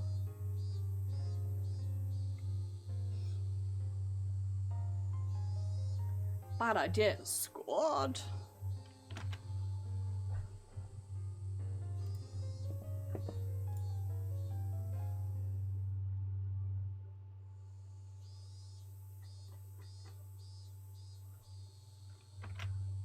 I put on my shoes, tapped my toes against the floor a few times, then left, and Mion timidly came over. Why is she turning all red at a time like this? Can I hold your arm? Such a modest request. I don't mind. With my permission, her face lit up with glee like a child being given a toy, and she took my arm. Do you get kind of nervous with your arm through mine? You're not thinking, for example, that I'd suddenly put you on a world-class joint lock or something? You two say the same things. I don't think that. At all. Back when nothing had gone wrong yet. During those nostalgic days of the bustling commotion at Angelmore. Yeah, I find it really unnerving when they have them right up close to the camera like that. It's bad. I counted back and was amazed. It had only been 1 week ago. I'd been arm in arm with Shion then, too. Linking arms with Mion like this really reminded me that they were twins. How much strength they put into it, the sensation of their arms, the warmth and the blood flowing. I could feel that their living sensations were all exactly the same. I think Shion liked you, Keiichi. I see. If this were a regular conversation, I might have jumped back, red in the face. Right now, though, no matter what I heard, my mind remained at peace. Mion and Shion, you got along well, didn't you? Well, I wonder, Keiichi, do you think your right hand and left hand get along? Huh? My right hand and left hand? I don't think you could describe them as getting along or not. That's how a relationship is. You can't measure it by the scale of how well we get along. That didn't sound like that it meant they got along really well. For example, one of your hands is dominant, so there'll always be a better hand. If you only have one of them, you'd put on your dominant hand without thinking, right? I think maybe it was like that for us. That doesn't mean, though, that anyone will be okay with losing their left hand. It's that kind of unexplainable relationship. Think that maybe you live too close together and just stop being able to see it, but think that means you got along really well. I'm an only child, so the day before the festival, I was really jealous of when you and Shion were messing around with each other. I think you're jealous of something that doesn't exist. Yes, we twins used to have a lot of fun playing tricks on people, but now that we have such distinctly different personalities, it just gets in the way. Were they cursed or were they self-conscious? The relationship was hard to understand for an outsider. Maybe that wasn't the issue someone like me should intrude on. Just staying silent and nodding gently was the best way to advance the conversation. Mion passed through the wide yard and invited me into the big, desolate forest we'd seen on the way in. Terrible idea! Such a big forest was part of their property, so I couldn't help but feel small. It's huge, that's what she said. You must have had a great time playing in it as kids, huh? Mion seemed to be silently reminiscing. Couldn't look into her mind, but she was probably thinking about those back to those fun days when they played as sisters without any antagonism. Every time the wind blew, it caressed the treetops and the leaves, making a swishing, murmuring sound. Mion remained silent for a long time, thinking back on a younger sister whom she'd gotten rid of with her own hands. There was no need for me to get a word in. Just walking like this, arm in arm, was enough. Mion suddenly stopped and turned. Shion is still alive. Really? Mion took a hard look into my eyes, then nodded quietly. Yeah, I've been thinking to give the most terrible death of all, so I had her locked up. I never did think of a good way to do it, though. Mion sounded as though she hated Shion, but also deep down she didn't completely detest her, so I took my other hand and rustled Mion's hair with it. Mion didn't only save me, she saved Shion too. Mion may have become a demon and led many people to their deaths, but she fought against it and was able to save 2 people. As I petted Mion, she narrowed her eyes in an entranced smile. I know she's like a serial killer, but really cute. And entangled her arm from mine. Then Mion quietly said, "Come with me. I want you to see all of my sins. Although, Keiichi, it might be the worst thing you've ever seen." I could sense it.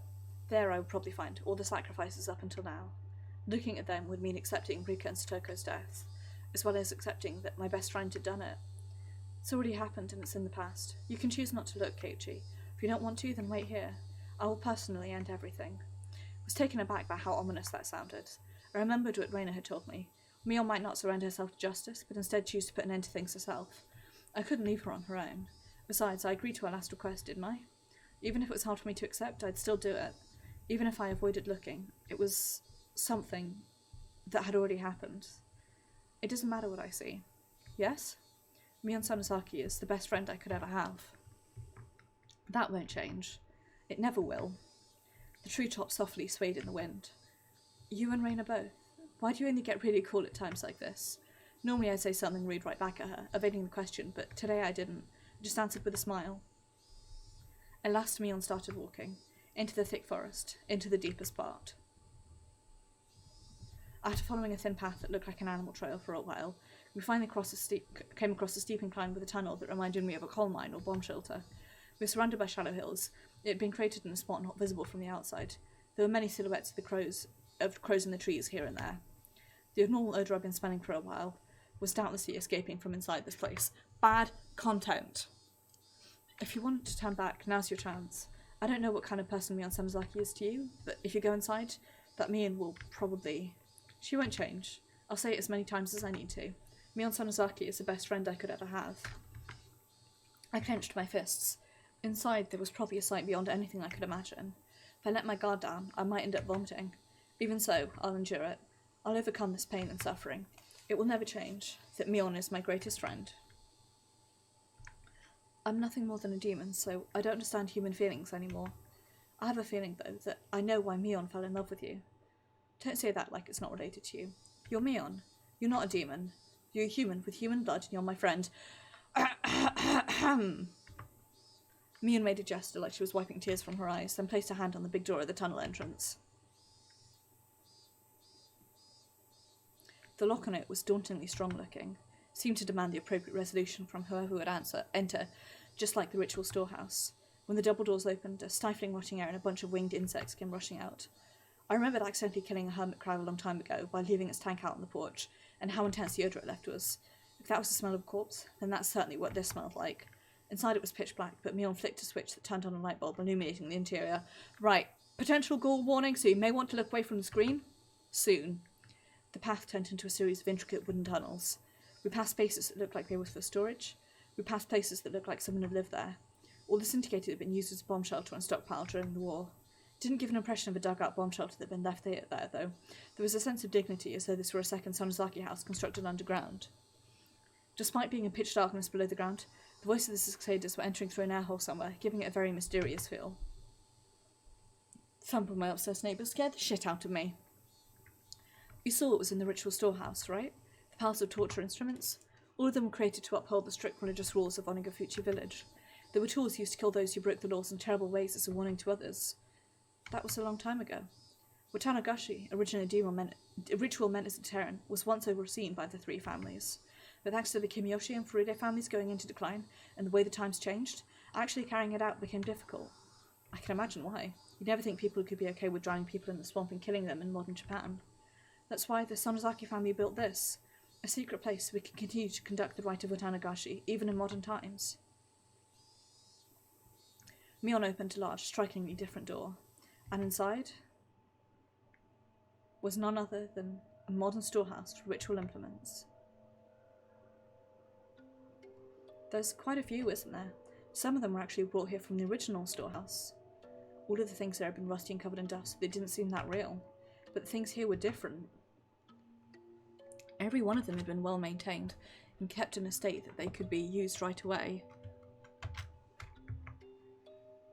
Blades gleamed and spikes were sharpened.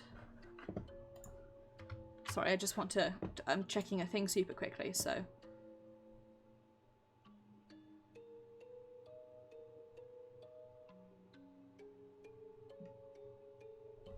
Okay.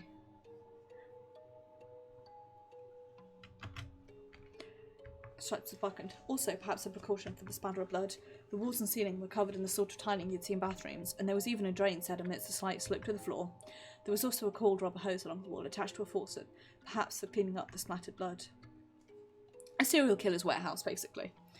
According to something a leader from a long time ago wrote, blood spatter has impact, despite the fact that it doesn't tax the sacrifice. Watanagashi was meant as a deterrent after all. My ancestors stood up all different kinds of things to show off. As she said that, Mion pointed deeper into the torture room to spot veils and darkness. There was, surprisingly, a room filled with tatami mats, and in the corner was a pile of cushions. They're seats for the audience. Watanagashi was meant as a deterrent, after all. It wouldn't make sense if there were no guests. I couldn't speak, and I couldn't think of anything to say anyway. Except that if Mion revealing all this to me made her heart feel any lighter, then I was prepared to listen for as long as I needed to. I'm also gonna keep going the stream until we finish off, so it's gonna be a long boy tonight. I should have started at 8 o'clock, but I completely forgot I was streaming tonight and made dinner really late. Right here is where I killed everyone. There were no spectators to watch me, but I did the Watanagashi very well. Well, perhaps there was one spectator. Huh? Spectator? Me. I, the demon, was watching the entire time Mion held the Watanagashi ceremony. Mion cackled in self-deprecation. It wasn't a nice sounding laugh. Back there is the prison. Is Shion there? She nodded slightly. Mion's Watanagashi had ended today. I needed to tell Shion that I was safe without a moment's delay. After all, she was probably trembling in fear at this very moment, worrying about when she'd be killed. The ostentatious door on the other side opened, revealing what must have been an incredibly expansive space based on the echo it made. Mion groped around in darkness, and a handful of naked light bulbs came on here and there. As my eyes adjusted, more and more of the great cave showed itself in the faint light. The walls were bare rock surface, and it felt so savage that bomb shelter was the most apt term for it. There were small barred rooms built here and there, like holes made by insects biting their way through a giant piece of fruit. It was immediately clear that each of them was a prison. Where is everyone? Rika and Satoko? The corpses? I grimaced at her having said it so outright. Yeah, that's right. The poor things being left in the dark like this. I didn't want them to get infested with bugs, so I threw them down the well. I'm sorry. So I can't even see their faces in death. Once again, my feelings of regret of having confessed everything to Rika came surging forth. If Mion hadn't attached the word sorry to what she said, I might have punched her. Calm down, Keiichi Mibara. You said it yourself. No matter what, Mion Sanozaki is your greatest friend. Yeah, my greatest friend. I needed to hear myself say it out loud. Then came the clattering of bars in one of the cells deeper in. When I noticed it, I looked up as well. Shion? Is that Shion? Keiichi? Is that you, Keiichi? I ran over to the cell. White hands were peeking out through the gaps in the bars. It really was her. Are you alright, Shion? Are you hurt? No, no! Shion's face twisted out of shape as she screamed. It was because Mion had appeared right behind me. Of course. Shion didn't know that everything was over yet. Calm down, Shion. Everything is already over. Everything. I spoke in as calm a voice as I could manage to try and soothe the agitated Shion. However, it didn't seem like it was getting through her screams. Shion, how have you been? No more. Please, no more. I don't want to see anyone else die. If you hate me, then just kill me already. I'm the one you hate, right? Kill me. Kill me right now. Sis. Calm down, Shion. It's all over now. It's going to be alright. So calm down. Shion, who was screaming and rattling the iron bars back and forth, was truly in a frantic state. I gave a slight slug of resignation. Shrug, not slug. Oh, for sure. I can feel it in my bones. Which haven't been thrown down any wells recently. Gave a slight shrug of resignation, giving way to Mion. I had realised that if Mion was the one who locked her in here, and if Mion was the one who'd scared Shion this much, then Mion was also the one who could put an end to this. Mion spoke from over my shoulder, quietly. Relax. I won't kill you. No, I won't kill you just yet.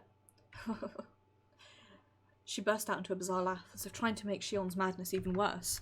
Shion broke out into a fierce shiver, brought on by that laugh, and rattled the iron bars as she wailed. Please stop. Don't kill Keiichi.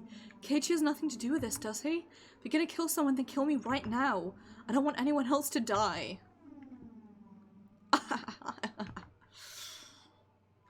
If you want to die that badly, then after I've killed this man, I'll take my time making mincemeat out of you. In accordance with the ancient rites, I'll do it slowly, starting with your extremities. I'll shave you down and mince you. I had that mincing machine set up specifically for you, after all. Or would it be funnier if I were to mince up Keiichi in front of you? Hey, quit it already. What do you have to gain by scaring her at this point? No, Keiichi, run away! I tried to rebuke Mion for flinging terrible words at her this late in the game, but when I turned around... Mion's mouth, so much so that it was hard to believe, had twisted into a shape even thinner than a crescent moon. It was a smile. I could sense it like a jolt of electricity. We all knew it was coming, right? The person here wasn't my best friend Mion. It wasn't the Mion Sanozaki who'd been tossed about by a heavy duty of succeeding the Sanozaki family either. Then, who was she?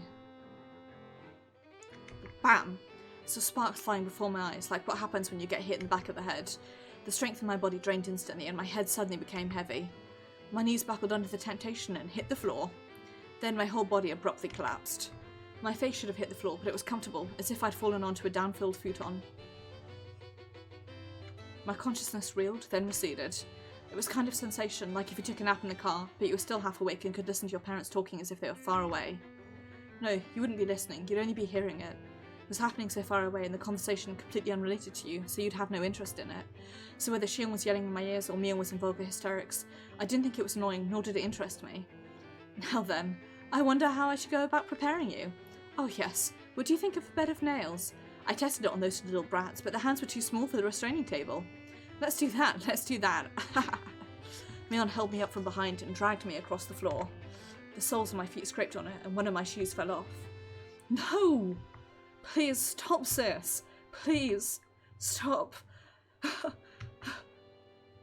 Shion's emotions exploded outwards and she burst into bitter weeping. As if her crying had whetted Mion's interest, she flung me down and returned to the prison cell again. My, you sure can cry with a cute voice, can't you? Your natural bravado is making my skin crawl, but this definitely suits you the best. Mion, my big sister, I beg you. I don't care how you choose to kill me, but please, at least let Keiichi go. I'm begging you. Shion had always acted as if she were cut above her older sister, that Shion in such a miserable voice that I couldn't have imagined during those peaceful times. Frustrated herself before the older sister, she used to scoff at and pleaded forgiveness. Mion looked down with an expression of cool indifference, one that was plainly smiling with joy. You know, I wasn't planning on listening to your petty wishes. The way you're crying there was just too funny. I think maybe I'll change my mind and listen to you. Since, come to think of it, I never did anything big sister-like for you. Yes, thank you so much. Alright then, let's hear you apologise for everything. Then maybe I'll let it all be water under the bridge. And maybe, just maybe, I'll let Keiichi go. Mion said she might let me go, but she never said anything about letting Shion go. Before long, Shion got on her hands and knees behind the bars and began to speak weak words of apology. They were too faint for me to hear, but their intention got across. Despite having watched her with magnificently jubilant expression, Mion kicked the bars and declared she was unsatisfied. You think you can make up years of grudges and hard feelings like that? That just will not do. I guess I'll make mincemeat out of you both. No, wait, sis. One more chance. Just one more chance. Mion stopped and waved her hand again in resignation. Not because she'd grown impatient, but because she was taking delight in abusing Shion. You can't apologise to my satisfaction anyway. I'll teach you how to make an apology that will get through to your older sister. I'm only going to tell you once, and if you get even a letter wrong, you're out. Got it? Yes. Thank you, sis. Oh. Shion's miserable voice cried out, having become utterly hoarse. Sensation tearing through my chest returned a little at a time. I realised, with feelings of anger bubbling up, was slowly regaining control of my body. However, I was only able to feel my skin and my blood flowing at the moment. I still couldn't voluntarily move my fingers. Did you memorise it? Then let's hear you say it. Sincerely and faithfully, from beginning to end, with all your heart. If you can do it properly, then I'll only kill you. Yes, thank you. Thank you so much. Something was strange. Something had become strange at some point. Till just a few moments ago, I was sure this had been Mion, but at some point, she'd become someone else. The Mion I knew well would never do something so nasty like enjoy trampling all over someone's dignity like this. Now, let's hear it. Your big sister is listening closely. Shion Sanozaki is... When I ran over to Shion's cell earlier, had the real thing been swapped out with a fake right behind me? Anyway, this couldn't possibly be Mion. Shion Sanozaki is a lowly, worthless sow, not even fit to lick her big sister Mion's feet. And when I think of the countless times I've been rude to my big sister without knowing my place... Yes, that's the spirit. I'll permit you to say a little more now, okay? Blood circulated through my whole body. My numb senses were returning. Just a little more. While Shion is still holding Mion's, no, that thing pretending to be Mion's attention. Hurry up. I reflect on how impertinent I've been and swear loyalty to my big sister Mion for the rest of my life. So, Mion's burst of laughter echoed throughout the big cave, growing to a terrifying level. That was not the laugh of someone who was alive in this world. It was none other than the laugh of the demon from the bowels of the earth. She laughed from her stomach until she grew tired of it and stopped smiling suddenly as if snipping a wire. All right already. That was funny enough for me. Didn't think you'd throw away that much of your pride. That was plenty enjoyable. Mion began to drag me again after I finally got the feeling in my body back and pulled me towards the torture chamber. Sis, only kill me. Please, forgive him. Don't worry, alright? I'll be sure to kill you real good. After letting you get an earful of Keiichi's streams, that is.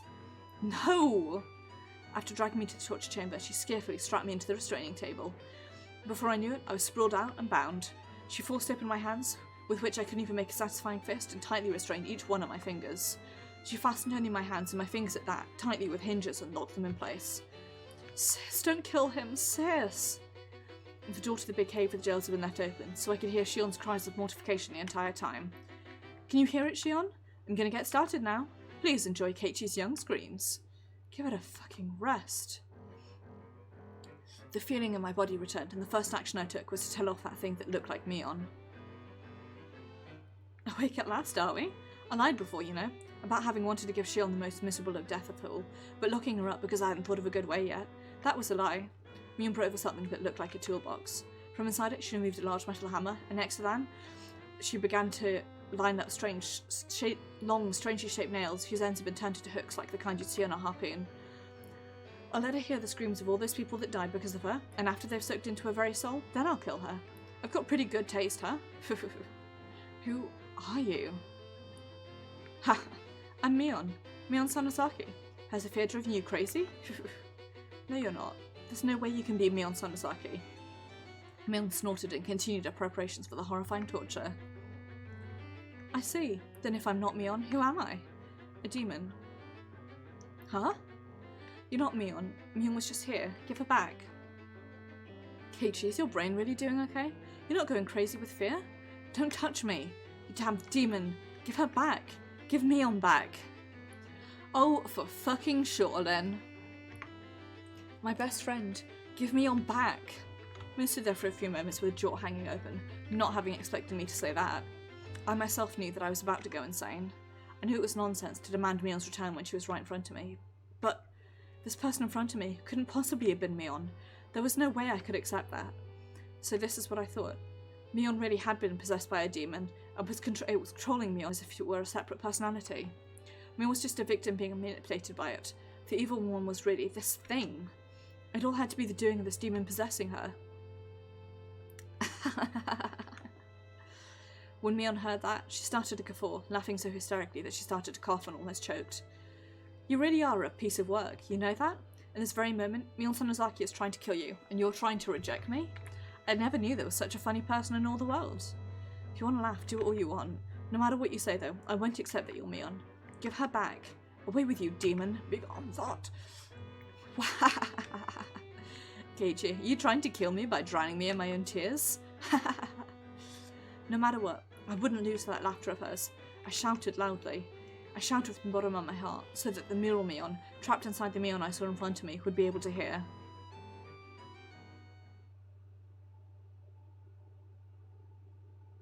You can do it, Mion. Don't lose to this piece of shit demon. You're strong. Show me how strong you are.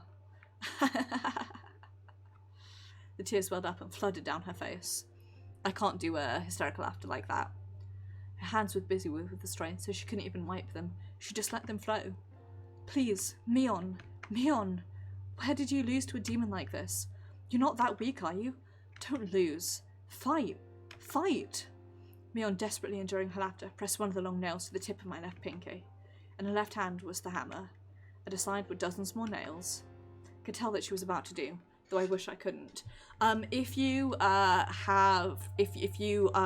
don't like gore, this scene I believe is pretty horrifying, so you may want to plug your ears for a bit, or stop reading, or etc.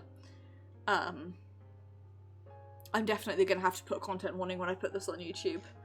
Yikes! Even so, I couldn't afford to be scared. That was why I shouted. My sides hurt like they're about to split. Is that all? I'm gonna get started now. Be sure to give us some good screams. Not only am I torturing you, Keiichi, but I'm torturing Shion as well. Why would you... Mion! Then I wept. Only sobs came out. They weren't an acceptance of the torture about to be performed, however. They were tears of regret that Mion had lost to the demon. Yet, a small change did occur in Mion in front of me. Her heightened excitement was draining little by little. By the time I'd realised it, the one in front of me had returned to being Mion. Keiichi, this may not be something pleasant to take to the grave with you. You really seem to want to know though, so I'll tell you just one thing. I didn't know if this was Mion, or just a display of momentary humanity the demon had recovered. A long time before the demon came to live inside me, it was gnawing at my heart, trying to spur me to violence, but I suppressed it with my reason. That settled the demon down, and I got to thinking it had gone away somewhere. As it turned out, I was wrong. It hadn't left me. It had just gone to sleep. I noticed that there were tears forming in her eyes. The demon woke up again due to a certain small opportunity. What do you think that opportunity was? With a sad and yet reproachful light in Mion's eyes. Do you understand? I don't know what gave the demon a chance to beat me on. This might be strange for me, a demon, to say, but you're the reason that everything got so messed up. The tears welling up in her eyes spilled downwards all of a sudden. At the time, if you'd given me that doll you got without hesitating, maybe everything wouldn't have got so twisted. The doll I got when we had our club meeting at the toy store that Sunday. Probably can't understand. I wouldn't expect you to, but you see, all sorts of things started falling over like dominoes after that, and soon it was too much for me to control. It only makes sense that you wouldn't be aware of knocking over the first one since it was so small, but you're the one who set it up. Can't be. Me? If you hadn't made Mion cry, then I wouldn't have had to wake up. Is that enough? For you to die in peace? Mistake that I'd made on that day was what messed everything up? That can't be, can it? What we're saying here is don't reject girls because sometimes they'll turn into demons and murder you. It only makes sense that you wouldn't be aware of it. Even so, Keiichi, you were without a doubt the cause. If you had nonchalantly given the doll that day, I don't think this would have happened. I wanted to say, like I just remembered something, as I recalled that day. Rin had told me about it, and I thought I'd apologised. Didn't apologise to Mion, though. It had been Shion. In other words, oh god, I hadn't said a single word of apology to Mion. Today I came to this house saying I had something to apologise for, but I never said a word of apology about this. Come to think of it, when I apologised for going to the ritual storehouse, Mion looked a little bit lonely, like she was disappointed. Why didn't I realise that until just now? Because you're a teenage boy and emotionally illiterate. Raina told me at the time, and now she herself, no, the demon was telling me. Is this the only way for a dense idiot like me to be cured? To die altogether? Teenage boys, right? Could no longer hold back the hot tears from pouring out of me. I just simply cried and reflected indifferently on the taste of my tears, on the taste of regret. Can I start now then? This method of torture is very simple. I'll nail one of these into the joint in the end of your left pinky finger. Then I'll nail each one in order until I get to your thumb, and then I'll go back to your pinky and nail one to the joint in the middle. So on and on until I hammer 50 nails into your left hand. When that's over with, I'll do your right hand next. After that, if you're still conscious, I'll tell you. There are a lot of nerves bundled in your fingertips, so it hurts far more than you could imagine. Some people apparently pass out before you finish hammering 30 nails into their hands, so Mion pressed the tip of a nail to my left pinky finger. My wrists, my arms, and all the joints of my fingers were strapped in so tightly it hurt, and I couldn't even twitch. I didn't hesitate at all when I was torturing the others. Why do I hesitate now? This will satisfy your demon, Mion. If it will sate the demon, then do to me what you will. Are you serious? Compared to how much I hurt Mion, this is nothing, right? Do as much as you want. In exchange, promise me 2 things. Mion was silent. She did, however, wait for me to speak. After you're satisfied with causing me pain, forgive Shion. She's been punished enough to make up for a crime of sneaking into the storehouse, hasn't she? After all this, you can still worry about Shion more than yourself? The other thing is that when you've had your fill, you disappear. Give that body back to Mion. That's all. He's such a self-sacrificing idiot. You know, are you not even considering possibly begging for your life or anything?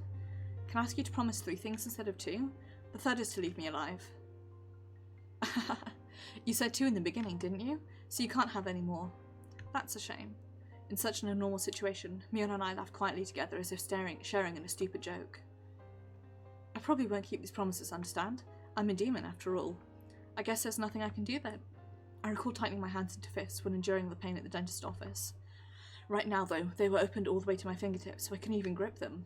So instead, I tightened my toes. Okay, do it. I prepared myself already, so do it. You waiting like this to hammer the nails in is scarier. It's going to diminish my readiness after all. Moon put down the hammer and gently stroked my cheek. Ugh. Keiichi, I'll agree to just the third thing, okay? Huh? My third wish. To save me. She'll agree to it? Your first wish. To save Shion. That's long done for. Demon will kill her. It's already been decided, so I can't stop it. So give up on that. Her delicate finger slid from my cheek to my chin. For your second wish, to give this body back to Mion, that won't happen either. After today, Mion will never come back. From today on, even if my body is here, it will just be a body, because Ioni has taken it over. That isn't true. Mion is Mion. Don't say such sad things, like that she won't ever come back. Can you hear it? That sound? Mion gently closed her eyes and listened. Definitely heard it as well. Slam. Slam. It was a dull noise that repeated at fixed intervals, a low noise accompanied by vibrations. A lot of people were ramming the iron doors to this underground ritual storehouse. You're late, so Reina probably called Oishi. That spaced out girl being so quick-thinking was the one thing I didn't anticipate. I agree with you there. Mion grinned like she'd been outwitted, then took something that looked like an electric razor out of her pocket. When she pressed the switch, pale blue sparks flew out with a snapping noise. Probably never seen one before, right? It's a real stun gun. It's illegal and its output has been increased quite a bit. Was that what you hit me with before? That's not a toy children should be playing with, you know. You're right. She seemed to want to use a stun gun on me. Unable to move, I felt her press the cool lump of metal to my neck. Slam! I heard a roar as though they'd broken down the first large door. The halls were a bit complex, but aside from the door to this very torture chamber, there was nothing in their way. I won't kill you, but I'll have you go to sleep for a bit, Keiichi. I wish you will be here soon. This will only hurt a bit. Feeling the same shock as before? Gritting my teeth wasn't going to help much, but I clenched them tightly anyway. However, just as she did when she began to hammer the nails in, she hesitated a little, cracked open my tightly closed eyelids. I'm sorry for disgracing Mion. I made a promise before coming in here. Whatever happens, the Mion inside my heart won't change. Look, forget about that. If you ever see me after today, don't come near me. By then it'll be the demon that inherited my corpse. What are you talking about? Just as I tried to say that, a much stronger light than before was shined, and like a television being switched off, my consciousness went black.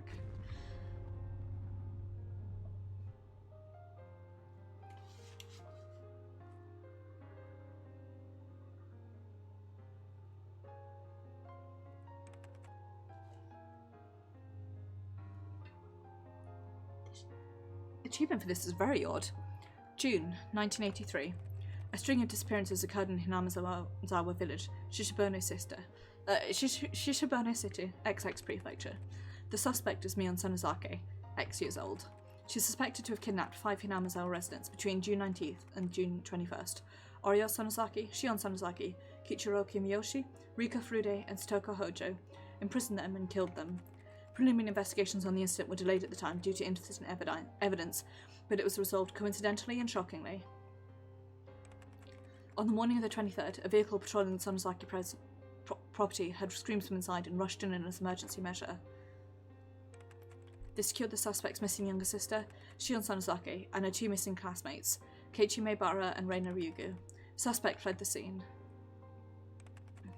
Deep inside the detached basement on the Sanozaki property, which is believed to have been used to kill those who disappeared, we discovered hair, flakes of skin, blood, etc. of the other 4 missing persons: Oriya Sanozaki, Kichiro Kumiyoshi, Rika Furude, and Satoko Hojo. We concluded that the missing persons were tortured in the torture chamber. However, the remains have still not yet been found. At one of our imprisoned classmates' advice, we continued searching the detached basement of the Sanozaki property, which is where they are imprisoned, believing that they were there. However, we still have not located them or the suspect's escape route.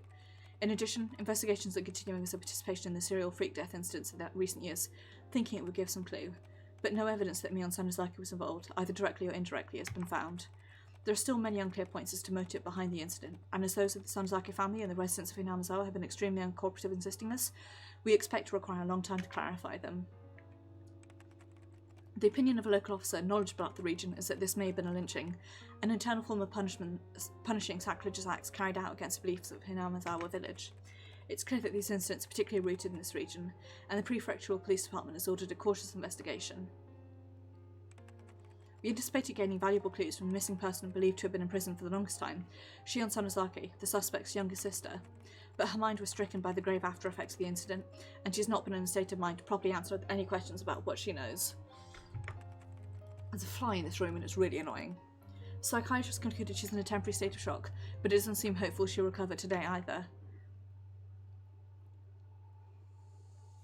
Only a few days passed since that time. After that, I was rescued by Mr. Oishi and his subordinates, whom Reina had called in.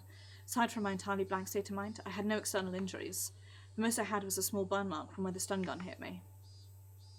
As I was having a checkup in the hospital, Mr. Oishi asked me all sorts of things, but I don't really remember what he asked or how I answered him. From what I heard, surprisingly, Mion still hadn't been captured. There's apparently a great many hallways and smaller rooms extending out from the depths of the prison. It wouldn't be strange if she fled to one of those and hidden herself. The one unfortunate aspect amidst all the misfortune was that Shion had been safely secured by the police. When last I saw Mion, she seemed like she was going to take me with her and then kill me. She probably didn't have enough time to, though, since Mr. Oishi came running in faster than she predicted. That was the only really fortunate thing to have happened. Of course, the rescued Shion, despite having no external wounds, now had a big, deep wound in her heart. She was in a severe state of confusion when they rescued her, and apparently she bit the police officers trying to assist. From what he heard, she was seeing Mion and everyone she saw, hated not only the hospital but even her own home, and had shut herself up somewhere in Shishibone, hiding her location. Additionally, in fear that Mion would come back to her, she was moved from place to place every day, and even her parents weren't sure where she actually was. Wherever she was living, even now, Shion was spending her days in fear of Mion's shadow. The police were investigating Sonozaki's underground storehouse at this moment. Since they couldn't find the remains of the other sacrifices, hadn't Mion thrown the corpses into a well? I had a feeling I'd said that to him. That meant a hidden tunnel, vertical like a well, was somewhere in those underground passages. The secret underground, without any maps or architectural drawings, which had swallowed up the remains of Rika, Satoko, and everyone else, was still unwilling to speak the truth. I really do get, Fatal Frame flashbacks from this. I was brought back to that basement again, too, for an on-site inspection or something, but I didn't remember being of any help. I never wanted to go back there again. For days afterwards, the Sonozakis living in Aokonomiya, in other words, Mion and Shion's parents, the big-name Yakuza, would come to our house to apologise, bringing many of their followers with them. However, much as my parents refused it, they've held up many 100,000 yen bills, calling it consolation money every day.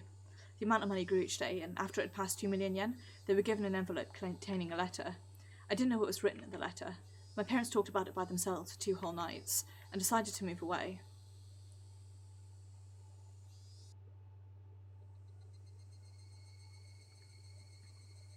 I see. You're moving, huh? When? At the end of next month.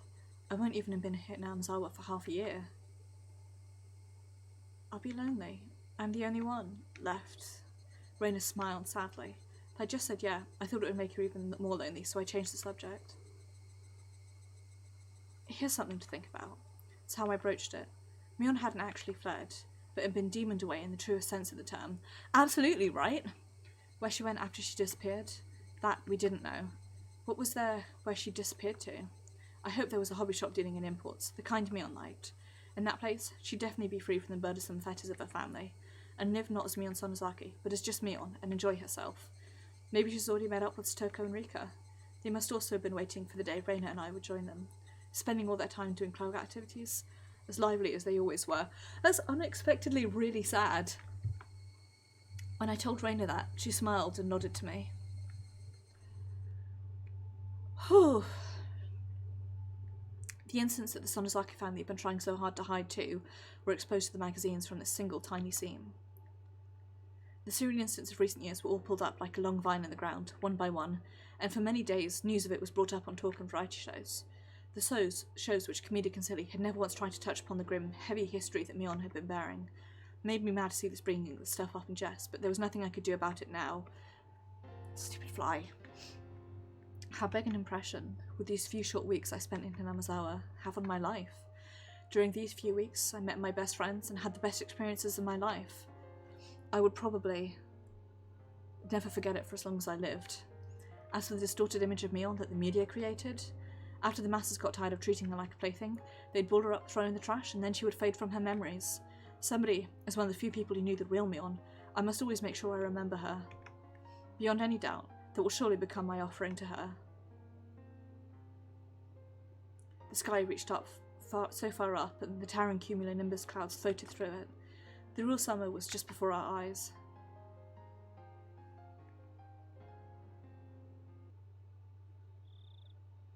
Even now, whenever 10 p.m. came around, I would expect a call from Shion, or Mion rather. Now that everything was over, of course, she would never call me, but it was precisely because she wouldn't call me that I was scared. Of who would call me this time? Plus, Mion still hadn't been caught. I couldn't say for sure that everything was completely over. On the other side of that fear, though, were my prayers that Mion was safe. When I thought like that, I was able to sleep, even with such terrifying thoughts. The lights were off. Before, her attacking with the lights were off was something that scared me. Whether that feeling changed to regret within 2 days. The moonlight filtering through the gap in the curtain shone onto the desk and illuminated a doll. That's right. The doll that I should have given to me on that day. She said it was an import from England or something, and it was all the rage, didn't she? Wink. From what Shion said, the most popular among them were the ones wearing the fluffy dress. After being released from the incident, the first place I went to was that toy store. Everything was apparently sold out, besides the thing on the storefront displays. I was refused once when they said they wouldn't sell the display products, but then realised I was Survivor A from that incident. They immediately consented. Of course, even if I brought it, I may never have the chance to give it to her again. Even knowing that, I waited for the opportunity to give it to her. I waited like this for the opportunity, with it on the desk so I could give it to her any time.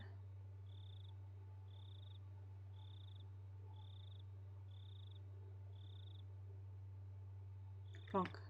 There was a weird noise. It was a noise I wasn't used to hearing. It was too big to be raindrops, and it was completely different from the sound lost bugs make when they ram into fluorescent lights. Figured I misheard and nestled back into my futon. Plonk. The noise happened again. I wasn't hearing things. Definitely heard it. Where was it coming from? I got up and turned on the light. If there was a second, there would be a third. From where, though? I listened carefully. Plonk. The window. Some sort of pebbles were colliding with my window. When I realised I weren't being blown there by the wind, but rather being thrown by a person, I gave a start. I looked at the clock. It was 2 a.m. Who would it be at a time like this? Quietly peek out front, through the gap in the curtains. In the light at the gate, despite it being so late, I saw someone. They picked up a piece of gravel and threw it at this window. It hit the window and made a plonking noise. Who was it? Ah! I caught my breath in surprise. My eyes weren't deceiving me. That person was Mion. I threw open the window and looked at the figure again. My eyes certainly weren't deceiving me. It was Mion. It was Mion. She was alive. Mion pressed her index finger to her lips and made a shh motion so I wouldn't shout. She hadn't, well, I was nearly about to cry out. Mion was in a very delicate position right now. Even if it was the middle of the night, I shouldn't call out her name. I waved to her, gesturing that I'd be right over, flung on my coat atop my pyjamas and flew out the door. I quickly hit the brakes just before going down the stairs. Although happiness was sprouting within me, I had the sad feeling that this would be our final parting. So I went back to my room again and grabbed the doll. If there was a God, I didn't think I would ever thank him as much as today.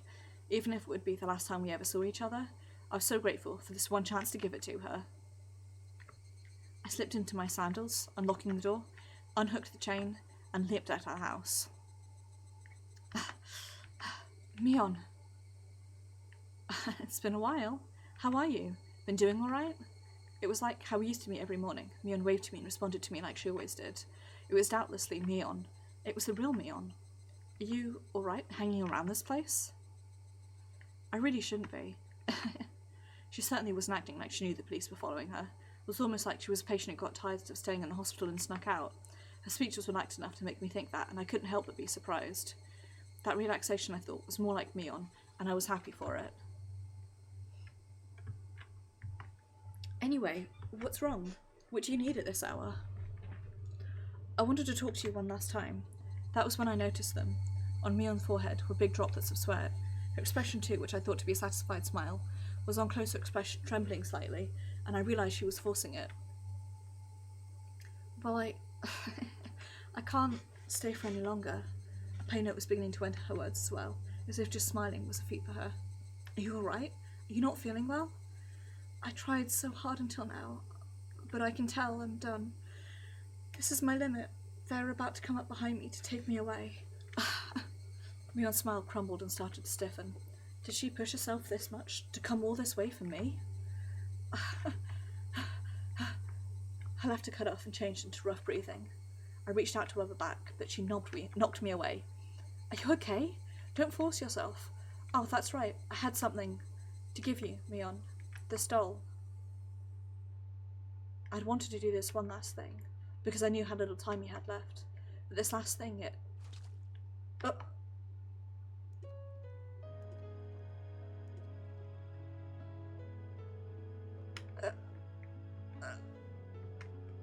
My stomach is burning. Mion took a meat cleaver-like knife and stabbed me, and pushed it in tight, and took it and twisted it. Mion? Hey, what? It hurts.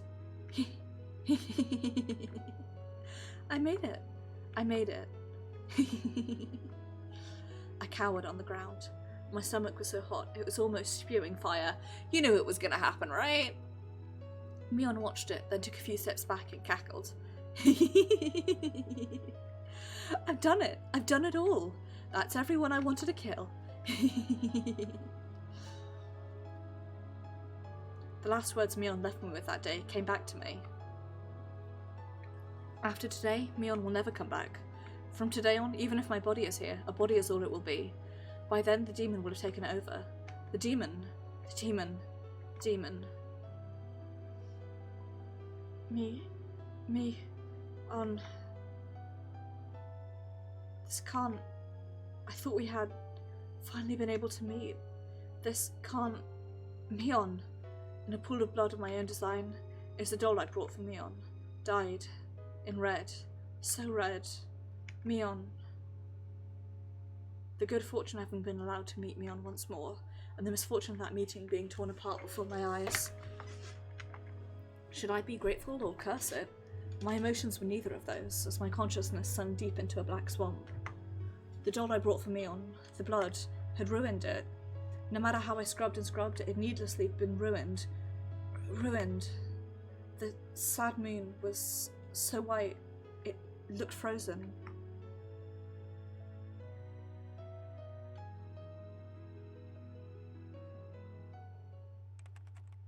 June 28th, 1983.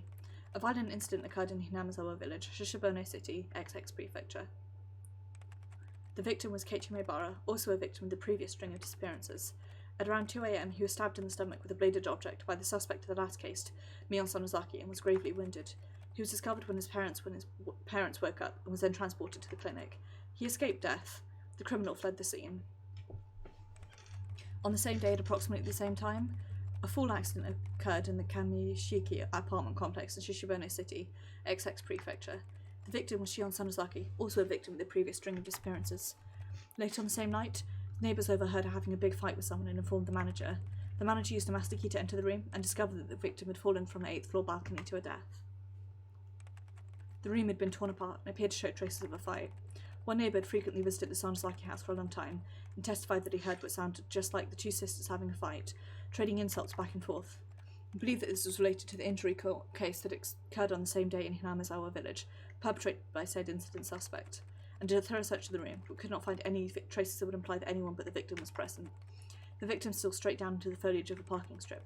Her neck broke and she died immediately. Her clothing was dishevelled and she had markings that would imply a scuffle.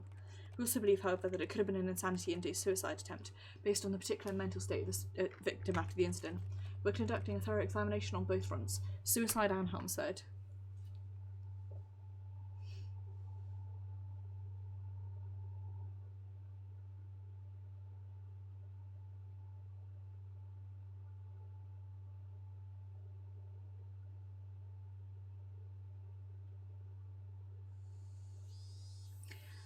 This is my second favourite scene in the whole series. I'm just warning you guys. Only for 5 minutes, understand? Please, try not to excite him. Yes, I'll be careful. Clack. The door opened, and as I expected, Mr. Oishi came in. Hello, Maebara. It's been a while, hasn't it? Tell me, how have you been since then? Doctor says my post-op recovery seems to be going smoothly, but I think I got worse when I saw your face. Haha, you wean me. As Mr. Oishi gave a laugh that smelled of sweat, he handed Mum a bag of assorted candies he must have purchased from the souvenir corner on the first floor of the hospital. Excuse me, Miss Maebara, would it be possible for me to talk to Keiichi for just a few moments? Mum clearly wasn't pleased at the thought of a police officer talking to her son without her there. However, I insisted. Mum, sorry, just a little while. Just 5 minutes, okay? Though grudgingly, Mum left the room. Keiichi makes terrible decisions. When she closed the door, Mr. Oishi grinned widely and looked around the room. A room to yourself. How high class. My old lady always gets shared rooms, you know? It is quite lively, however. Seems like you're a higher rank if you have a worse disease in a place like that. So you are, the prouder you are, or maybe the more arrogant. Mr. Oishi, we only have 5 minutes. I'd like it if these were the last 5 minutes we ever saw each other. I don't have any connection to Hinamizawa anymore, and this isn't Hinamizawa anymore either. Yes, because there aren't any general hospitals on Okonomiya. Mind if I take a seat? Down we go. There was a large university hospital in Shishibone City. It was splendidly urban, entirely different from the likes of Hinamizawa and Okonomiya. It was hard to believe that Hinamizawa was part of the same city. What does it look like you'll get transferred? Dunno. I'm ready to go whenever, though. Our moving plans were delayed a little because of my serious injury. My parents had already left the house in Hinamizawa, though, and were living in our new one. They planned to have me transfer hospitals to be close to the new house once I'd recovered enough to be taken there. Please don't come where I'm transferring. I really will get worse then. Man, you really do hate me. May just be my job, but that stings. That's why I brought you all kinds of lovely souvenirs in atonement. You didn't need to bring an assortment of cookies for that. Well, you see, there aren't actually cookies in there. Look. Oishi pulls open the can of cookies and... What?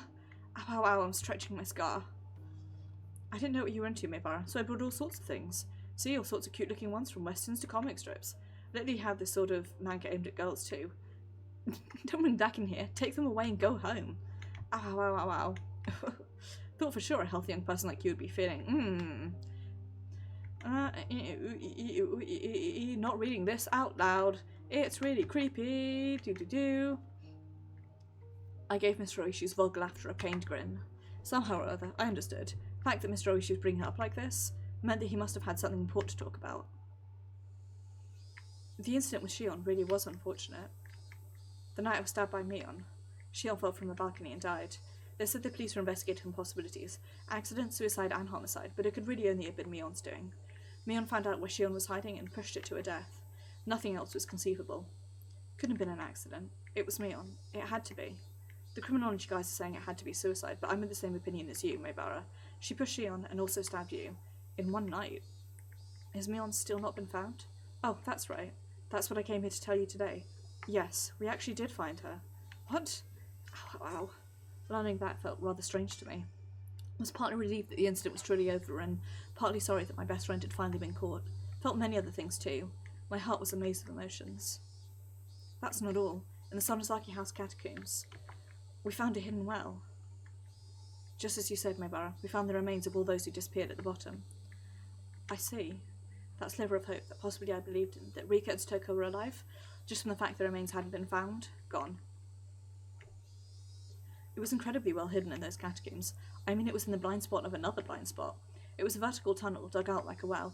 There was a ladder set up there, and we went all the way down. There was another tunnel built there going through it. When we followed it a few hundred meters, we found ourselves at the mouth of an old unused well in the mountains. I wonder if it was a secret escape route a previous Sonozaki family leader built.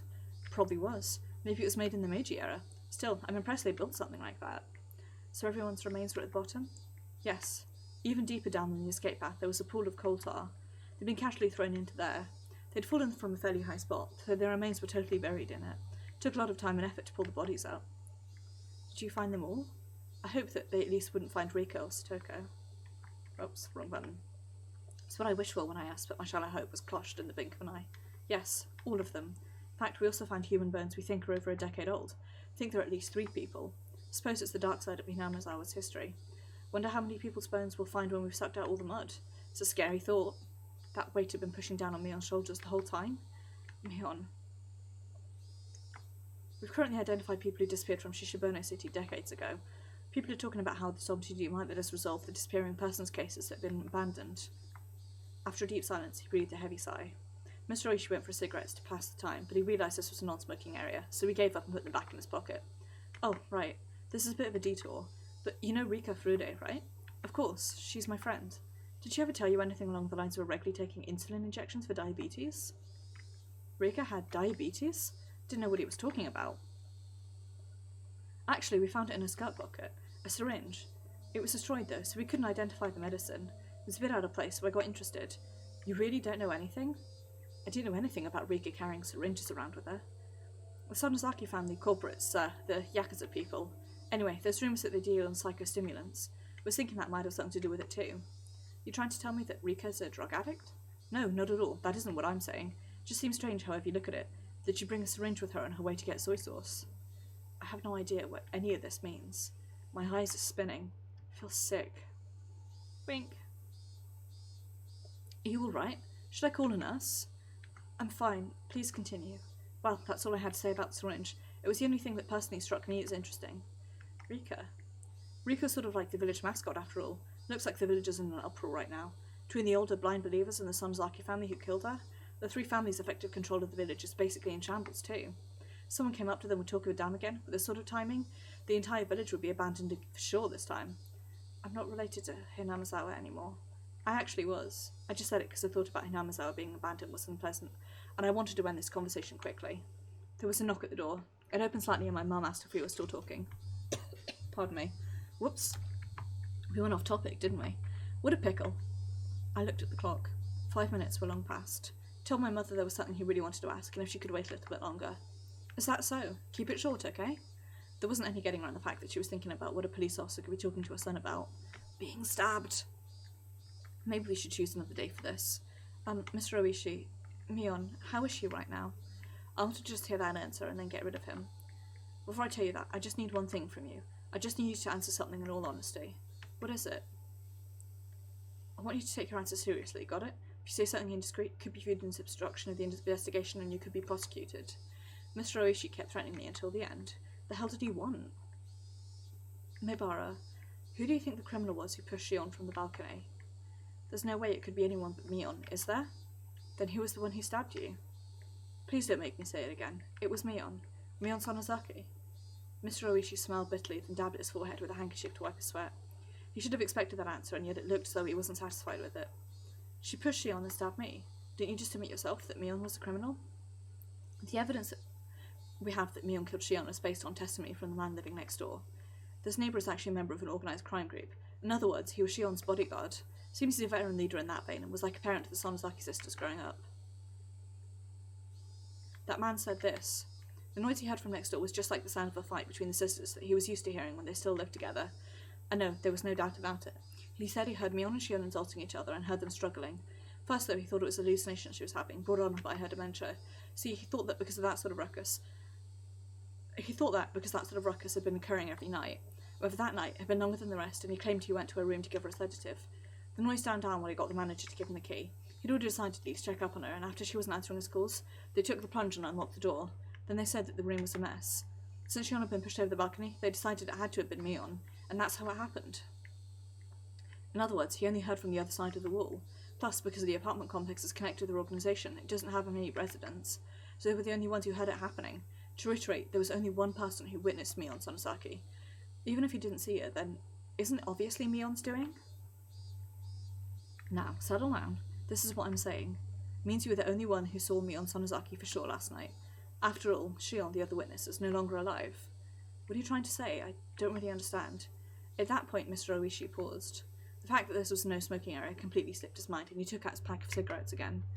Check. He lit one with his lighter, and exhaled a long stream of tobacco smoke. Were you really stabbed by Mion Sonozaki? Yes. There's no doubt about it. Why, there hasn't been a Mion in these parts for 25 years. Tannis zombies. It's Tannis zombie clones. The smoke Mr. Oishi breathed out floated away like a thundercloud swept away by the wind. Mr. Oishi, you can't smoke in here. The nurses will get mad. Actually, we found Mion. What the fuck? What? It really is Tannis zombies. We found Mion Sonozaki at the bottom of the well too. What? She fell to her death. We believe that as she was trying to escape to that hidden passage in the well, her foot slipped while climbing down the ladder. She fell to the bottom, broke her neck and died. Yes, the same way as Shion. She broke her neck. Well, what?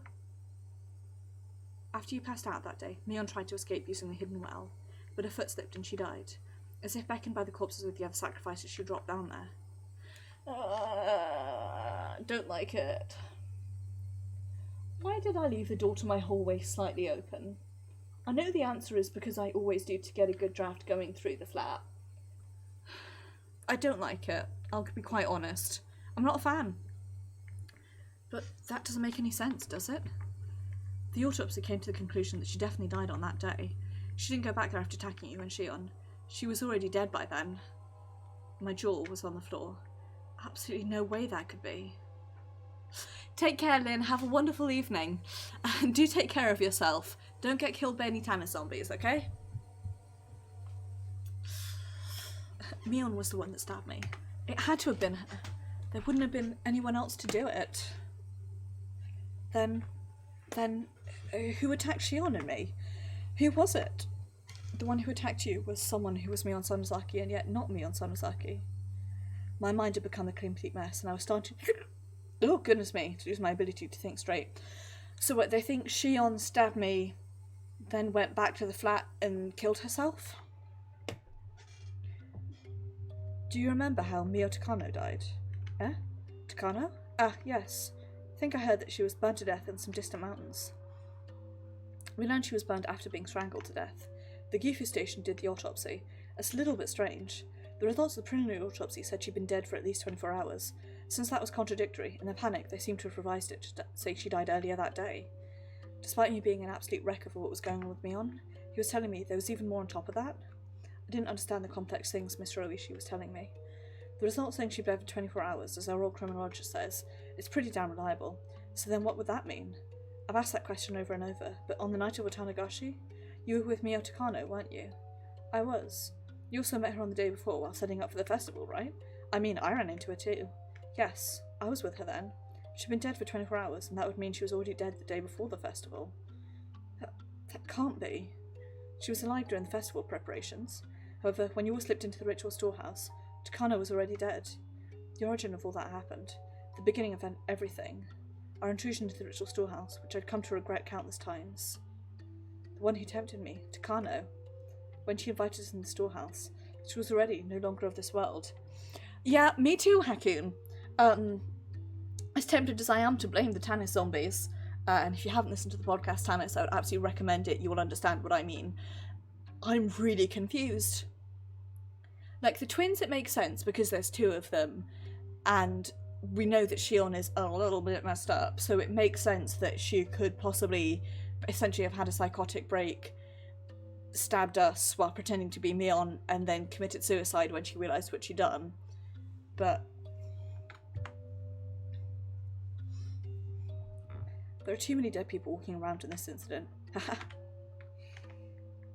An incident caused by a dead person and ended by a dead person. Also, apparently they're under pressure to revise the time of Mion's death, not to the day of the incident, but to right after she stabbed you. Probably pressure from the outside to get this incident wrapped up already, so I'd appreciate it if you didn't say a word about this to anyone. Mr. Oishi grabbed his jacket that was hanging on the chair, put out a cigarette with the bottom of his foot, and started pretending to wave away the smoke floating around. I've stayed too long. I had come in here thinking I could at least end this incident as it applied to you, but looks like it got even more baffling instead. Absent-mindedly, he walked towards the doors, looking at me, unable to speak, out of the corner of his eye. If it so happens that something comes up you want to talk about in the future, call me any time. My business card is in those souvenirs from before. When that time comes, I'll pay you a visit with some wonderful souvenirs again. Mr. Oishi seemed to still think I was hiding something. After all this, would be hiding something? I'm the one things are being hidden from. I'm the one who wants to know. Then let us meet again one day. Take care of yourself. Slam. I listened to the tap-tap of Mr. Oishi walking down the hallway. I still couldn't return from my state of bewilderment. We really will see, Hakun. I have no clue. Oh, it's coming. Oh, I hate it so much, but this is my second favourite scene in the manga. Also, look, Keiichi has a sprite. He doesn't have a face yet, but we saw it earlier, but he does have a sprite. He wanted this incident to end as it applied to me? What was over? Nothing was over. The incident was still continuing.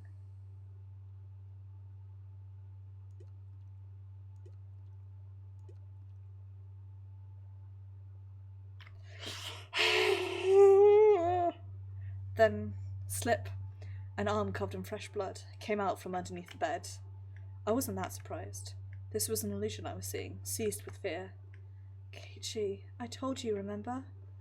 I heard a guttural voice coming from under the bed. I still recognised it as Mion's voice. What, Mion? What did you tell me? I warned you on that day. After today, if you see me, it will be the demon that has possessed my body. You did. You said that, didn't you? Sorry. Guess I wasn't careful enough. That's why I got stabbed. Possibly wound sustained when she fell from the ladder. Many of her fingernails were broken and torn. Her arm slowly felt about on top of the bed, searching for mine. Oh, hey, Mion, I just, thought of a good joke. Want to hear it? The Mion under the bed didn't answer. Let's say that I died here today, but tomorrow I'd still be here living a normal life. So when Mr. Oishi learned about it afterwards, the time of death wouldn't make sense once again. He'd make a huge deal about someone who should have died was alive, and he'd totally lose his head. Takano, then Mion, then me third. So? Funny, right? Makes you laugh, doesn't it? Keiichi. Laugh. Or was it not that funny? Mion's blood-stained hand groped around and found my wrist. Though her fingernails were torn, she gripped it hard as if scratching me. Ow, ow, go easy. Ow, it hurts. Keiichi, I've come for you. I tried to shake my wrist loose, but the strength that she held it with was unbelievable, and I couldn't. She was only gripping one wrist, yet my whole body wouldn't move. I couldn't even twitch. My fingers were spread apart, and I couldn't make a fist either. And the fact that I couldn't make a fist reminded me of the restraining table. I felt a crooked nail press against my left pinky fingertip. Mion's forehead was stood open, and with a face covered in blood, she smiled, just behind me. Nothing was over. Nothing was over. This incident was far from being over. It was still going on. It was still happening. Someone, please end this incident. This cruel, tragic, unfortunate, sad incident. Please end it. That is my only wish. I granted you one before, remember? You don't get any more. Mion firmly held the nail down on top of my fingertip. With her other hand, she slowly slung a mallet up into the air and...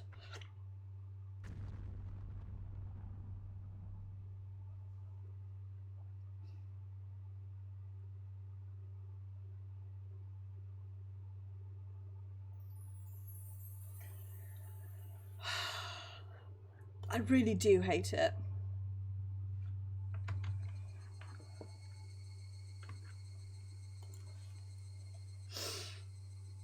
Ugh.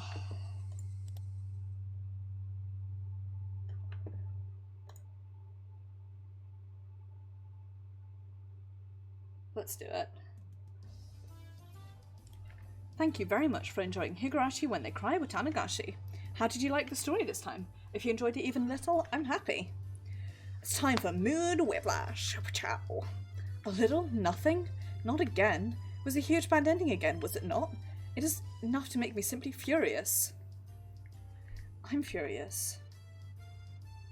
Well, good work, everyone. Well, that's how it ended, but don't you think the story was kind of like a Mion chapter?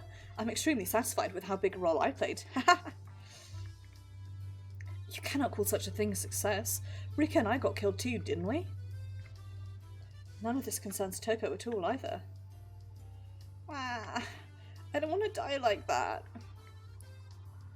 Now, don't cry. There was a story centering around Mion, so there'll probably be one that centers around Toko too. Look forward to it. It's bad. I'm sure that in that story, Toko suffers some horrible demise in some slow, deliberate way. Ha! I don't want that. Mion, if you joke around too much, you'll make me angry too. Mion has a flat chest. Your mind wouldn't understand even if it wanted to be petted. Oh, they expanded. Your body is so unchaste. What? Hey everyone, great work. Sorry, we're late again. Tomitake, Oishi. Yes, you did a great job as well. Where are Takano and Shion? Yeah, so the point of these is it's sort of a wrap-up featuring all the characters, and it really is like a massive mood whiplash. They're coming, of course. Thank you for inviting us today. Pretty much, yeah. May I sit here? Yes, go right ahead. Pardon me. With all of us here, this is sure to be the best part. Please, go easy on me. Then should we get started? Is this everyone? Everyone but Keiichi. Which means Maebara's as busy as ever recording the script. Has he already started recording the script for the next story? Well, unfortunate. It doesn't feel right to leave him out. Mio, you don't have to worry about that. At times like this, going all out is actually a way of showing consideration. That's true, isn't it? We're all here for once. Holding awake would be boring.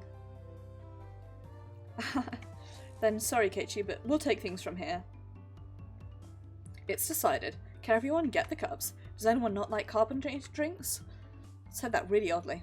There's alcohol for the adults too. Rika, what will you have? Grape juice? Orange juice? I want what Tomitake is having.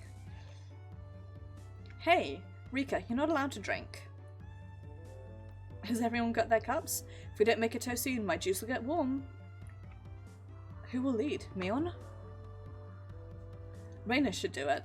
Okay, Reina, go ahead. Then, everyone, excellent work. The Watanagashi chapter is now over.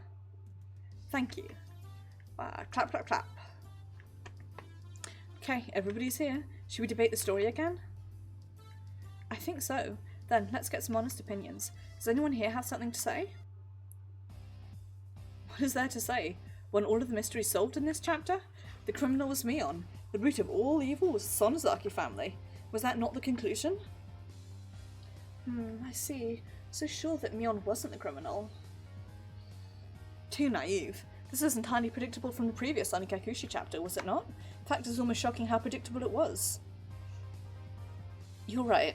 It probably did align with most of the predictions made by players of the previous scenario. It's like the story went exactly as everyone expected. Except Mion was the bad guy rather than Reina. Then does that mean the main Higurashi when they cry scenario is pretty much over? So it's a sure thing that the root of everything was Mion's family? I wonder. In fact, I think this all means that the theory of the Sonozakis being the guilty party has been disproven. Oh, you had the same opinion, Mio. I think the same way. Though I still don't believe in curses. At the very least, however, I think the chance of the Sonozaki family being the true criminals has gone down. Huh? Why is that? Didn't Mion confess she killed everyone? That's right. She killed Rika and me, so what do you mean she isn't a criminal after all that? I'm not trying to confuse you or anything. It's just I think there are a lot of things that don't go along with Mion being the one behind everything.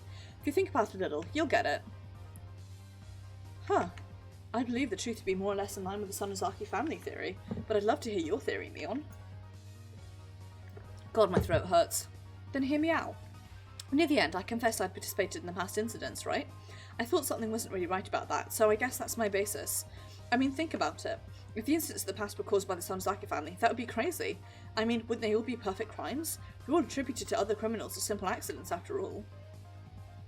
Well, that's right. The Sonozaki family is very powerful, and they were acting behind the scenes. Wouldn't putting off perfect crimes be child's play for them? That's just it. That's the weird thing. The Sonozaki family have been killing and erasing people for so well over the last 4 years that they didn't even let out a hint that they were behind it, right? But the incident in the 5th year, now that was really cheap.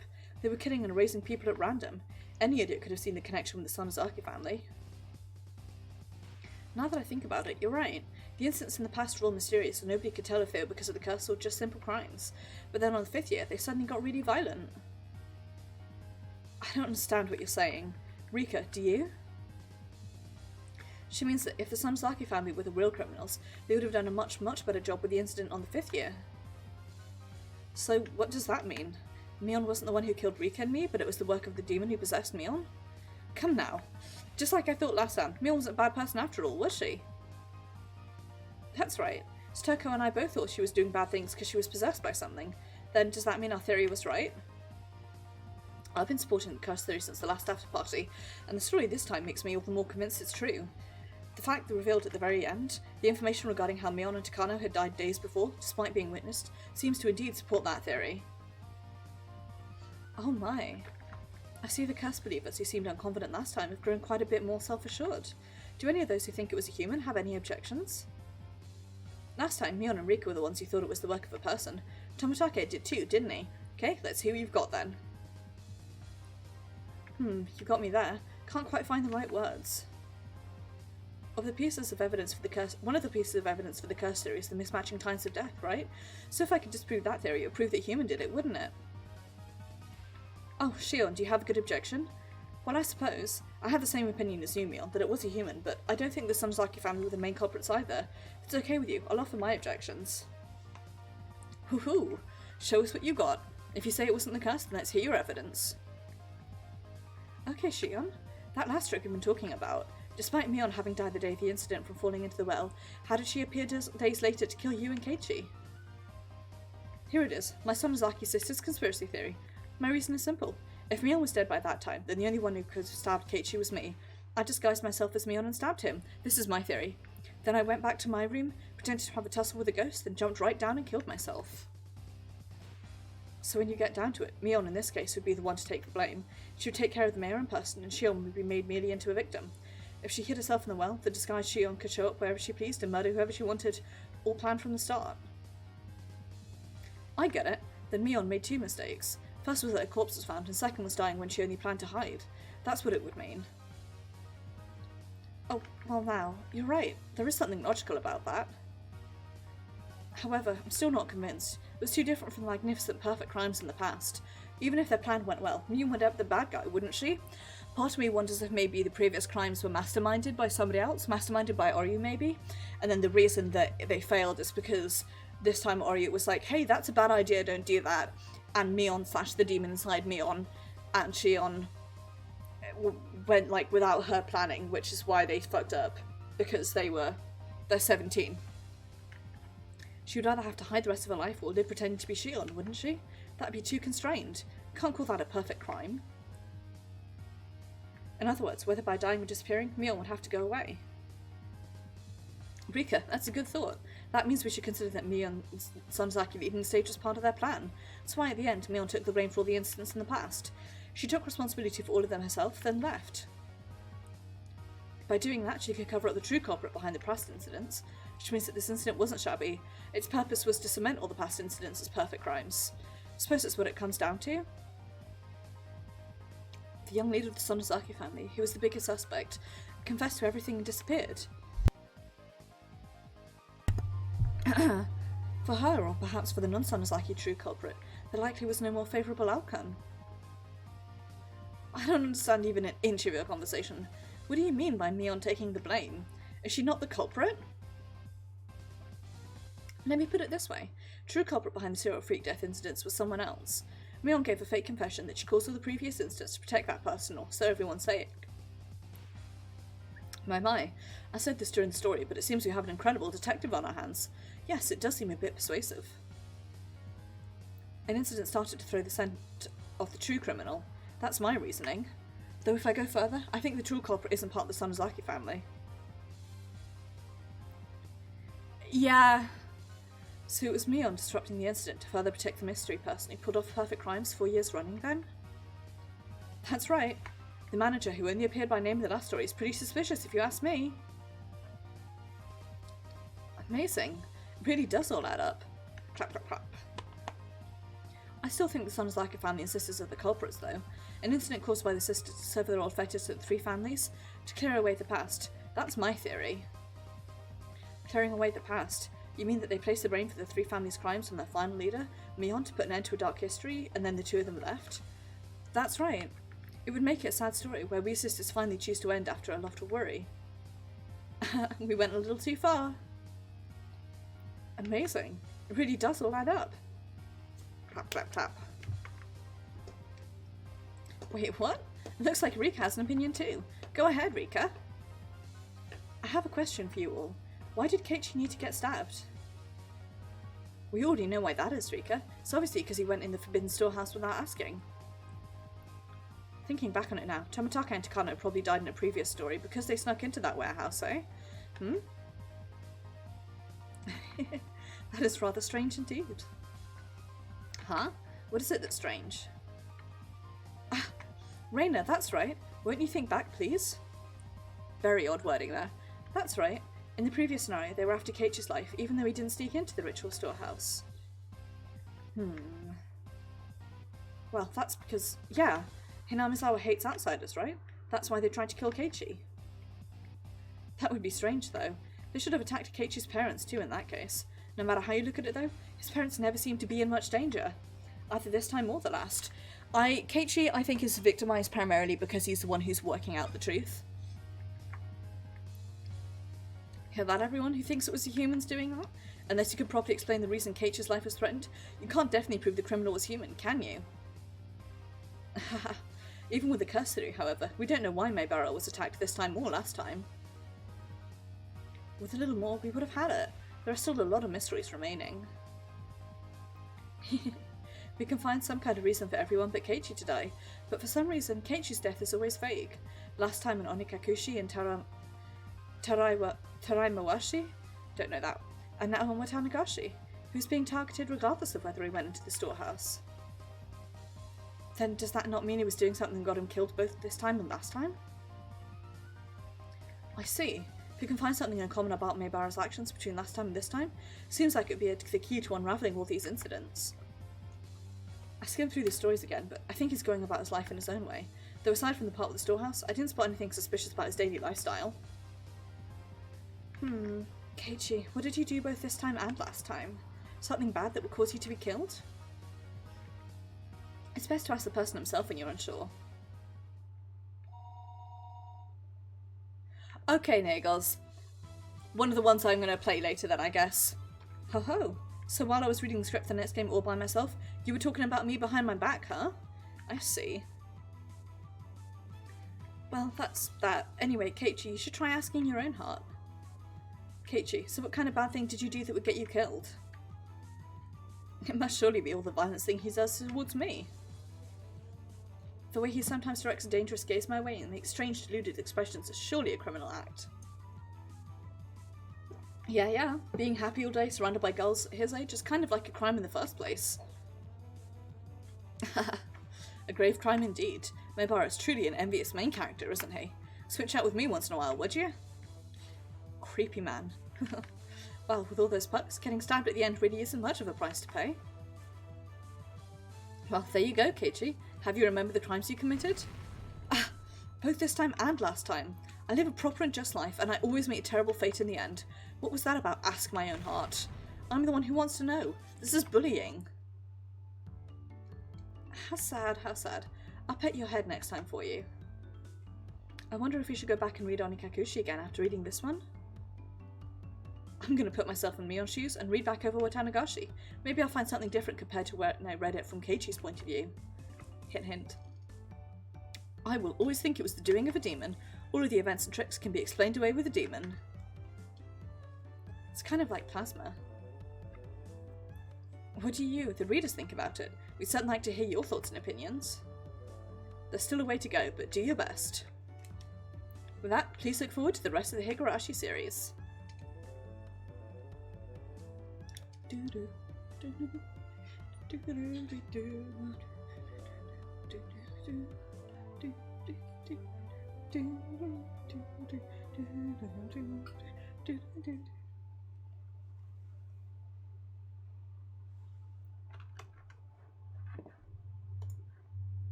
Well, folks,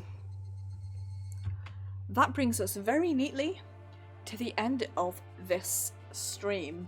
It was a big boy, but it was worth it. I'm really glad that we finished things off this week. So I'm going to say thank you very much for watching. It is very, very much appreciated, and I do hope that you enjoyed.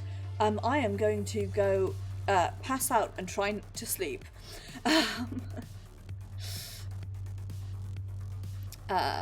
Hopefully. Of course, thank you for coming along. I'm really excited for it.